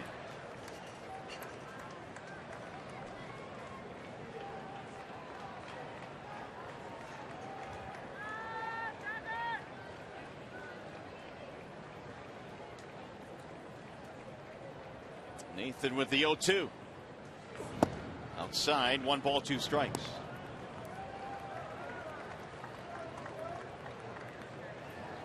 It's been a tough series for Kipnis. 1 for 11 in the series. He does have a walk as well, but they quieted him. Difficult year overall for Kipnis.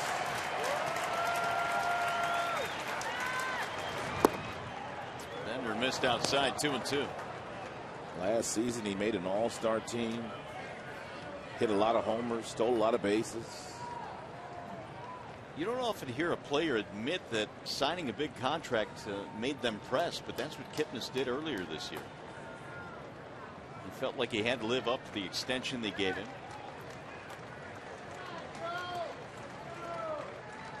And the 2-2.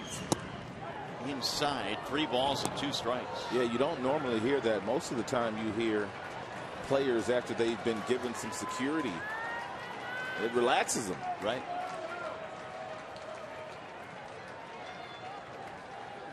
Well, it's a full count now.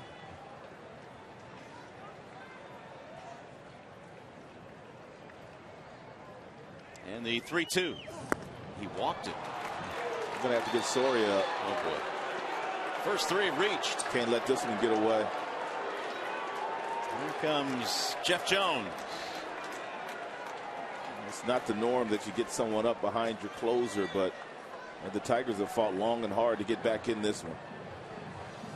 Soria was up earlier in the game. It's looking like he's going to get up again. There he is. Little Joe misfiring there. Made a pretty decent breaking ball pitch to Michael Brantley, but Brantley's such a good hitter. He dropped the barrel on that, and then he left one up to Carlos Santana. Santana got an RBI driving in Brantley. He got ahead of Jason Kipnis. Right. He was ahead of Kipnis, but he couldn't put him away. Ends up walking him. No balls, 2 strikes. So here is Yan Gomes, who has a couple of hits today. How about a ground ball? It'd be lovely about right now for Nathan. Tying runs are on with nobody out. A run in for the Indians here in the 9th.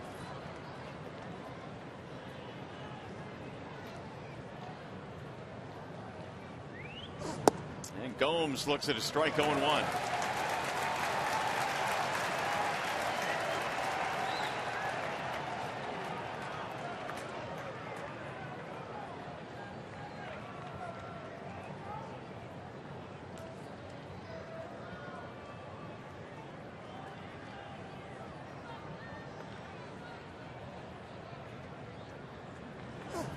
Swing and a miss. Now it's 0-2 on Gomes. You can hear from here Joe Nathan grunting. This is a very good breaking ball. Keeps it down. The arm slot that he threw that breaking ball from was much better than the one that he threw to Santana, which Santana hit into right center field for a double and an RBI. He got on top of that last one. Just off the plate.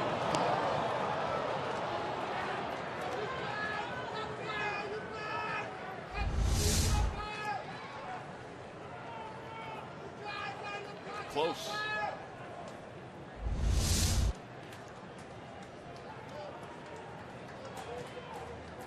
1-2 on Yan Gomes.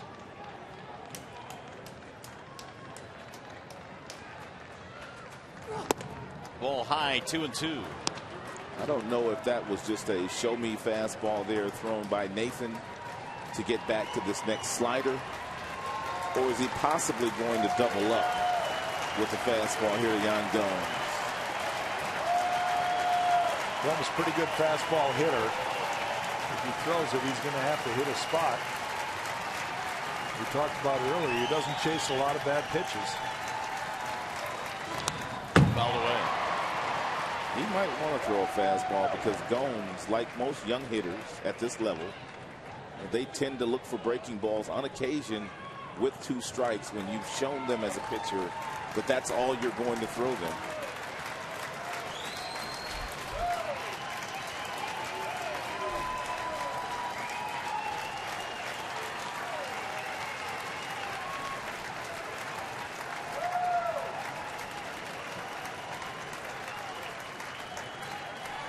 Again, Nathan ready with the 2-2. Fouled off. As Gomes stays alive. We've seen a lot of at-bats in this ball game where the hitters have stayed alive and seen a lot of pitches in that at-bat. And Joe threw 17 pitches yesterday. Already 20 here today.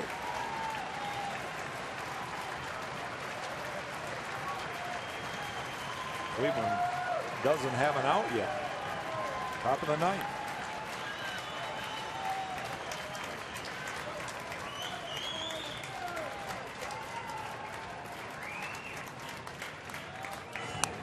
Another foul straight back. Indians battling here in the 9th inning. Leadoff single, a double by Santana scored the run, then a walk. And meanwhile, Gomes has set himself up here for the 8th pitch in this at bat as Soria continues to loosen up in the Detroit bullpen. Should be pretty much good to go if needed here in the 9th.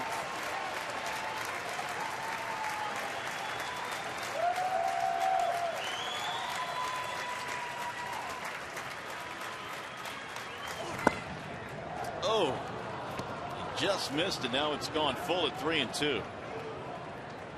Gomes having a good at bat here. He's laid off a couple tough pitches.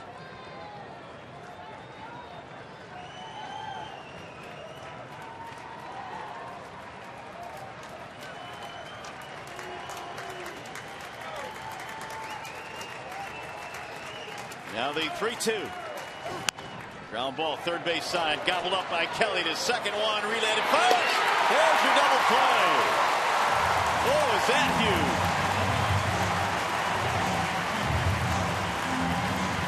Pitcher's best friend, Joe Nathan, stayed with it and got that ground ball that he desperately needed there. Don Kelly picks him up. Kinsler turns a nice double play ball. Pitch by pitch here, you can see all the breaking balls that he started with. He runs the one fastball up, and then throws another couple breaking balls that Yan Gomes just kept fouling him off. Finally gets him to hit one. The third baseman Kelly for the double play.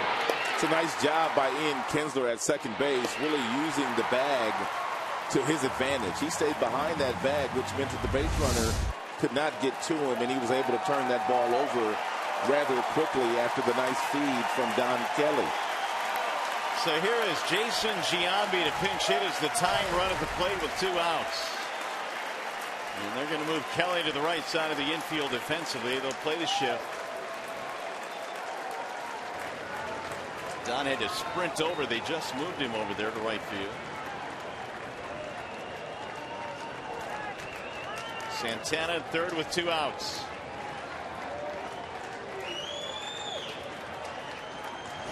And Giambi takes ball 1.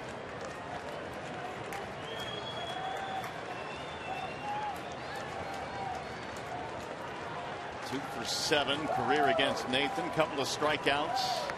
Terry Francona hoping for a long ball here from Giambi. He's at 440 of them in his career.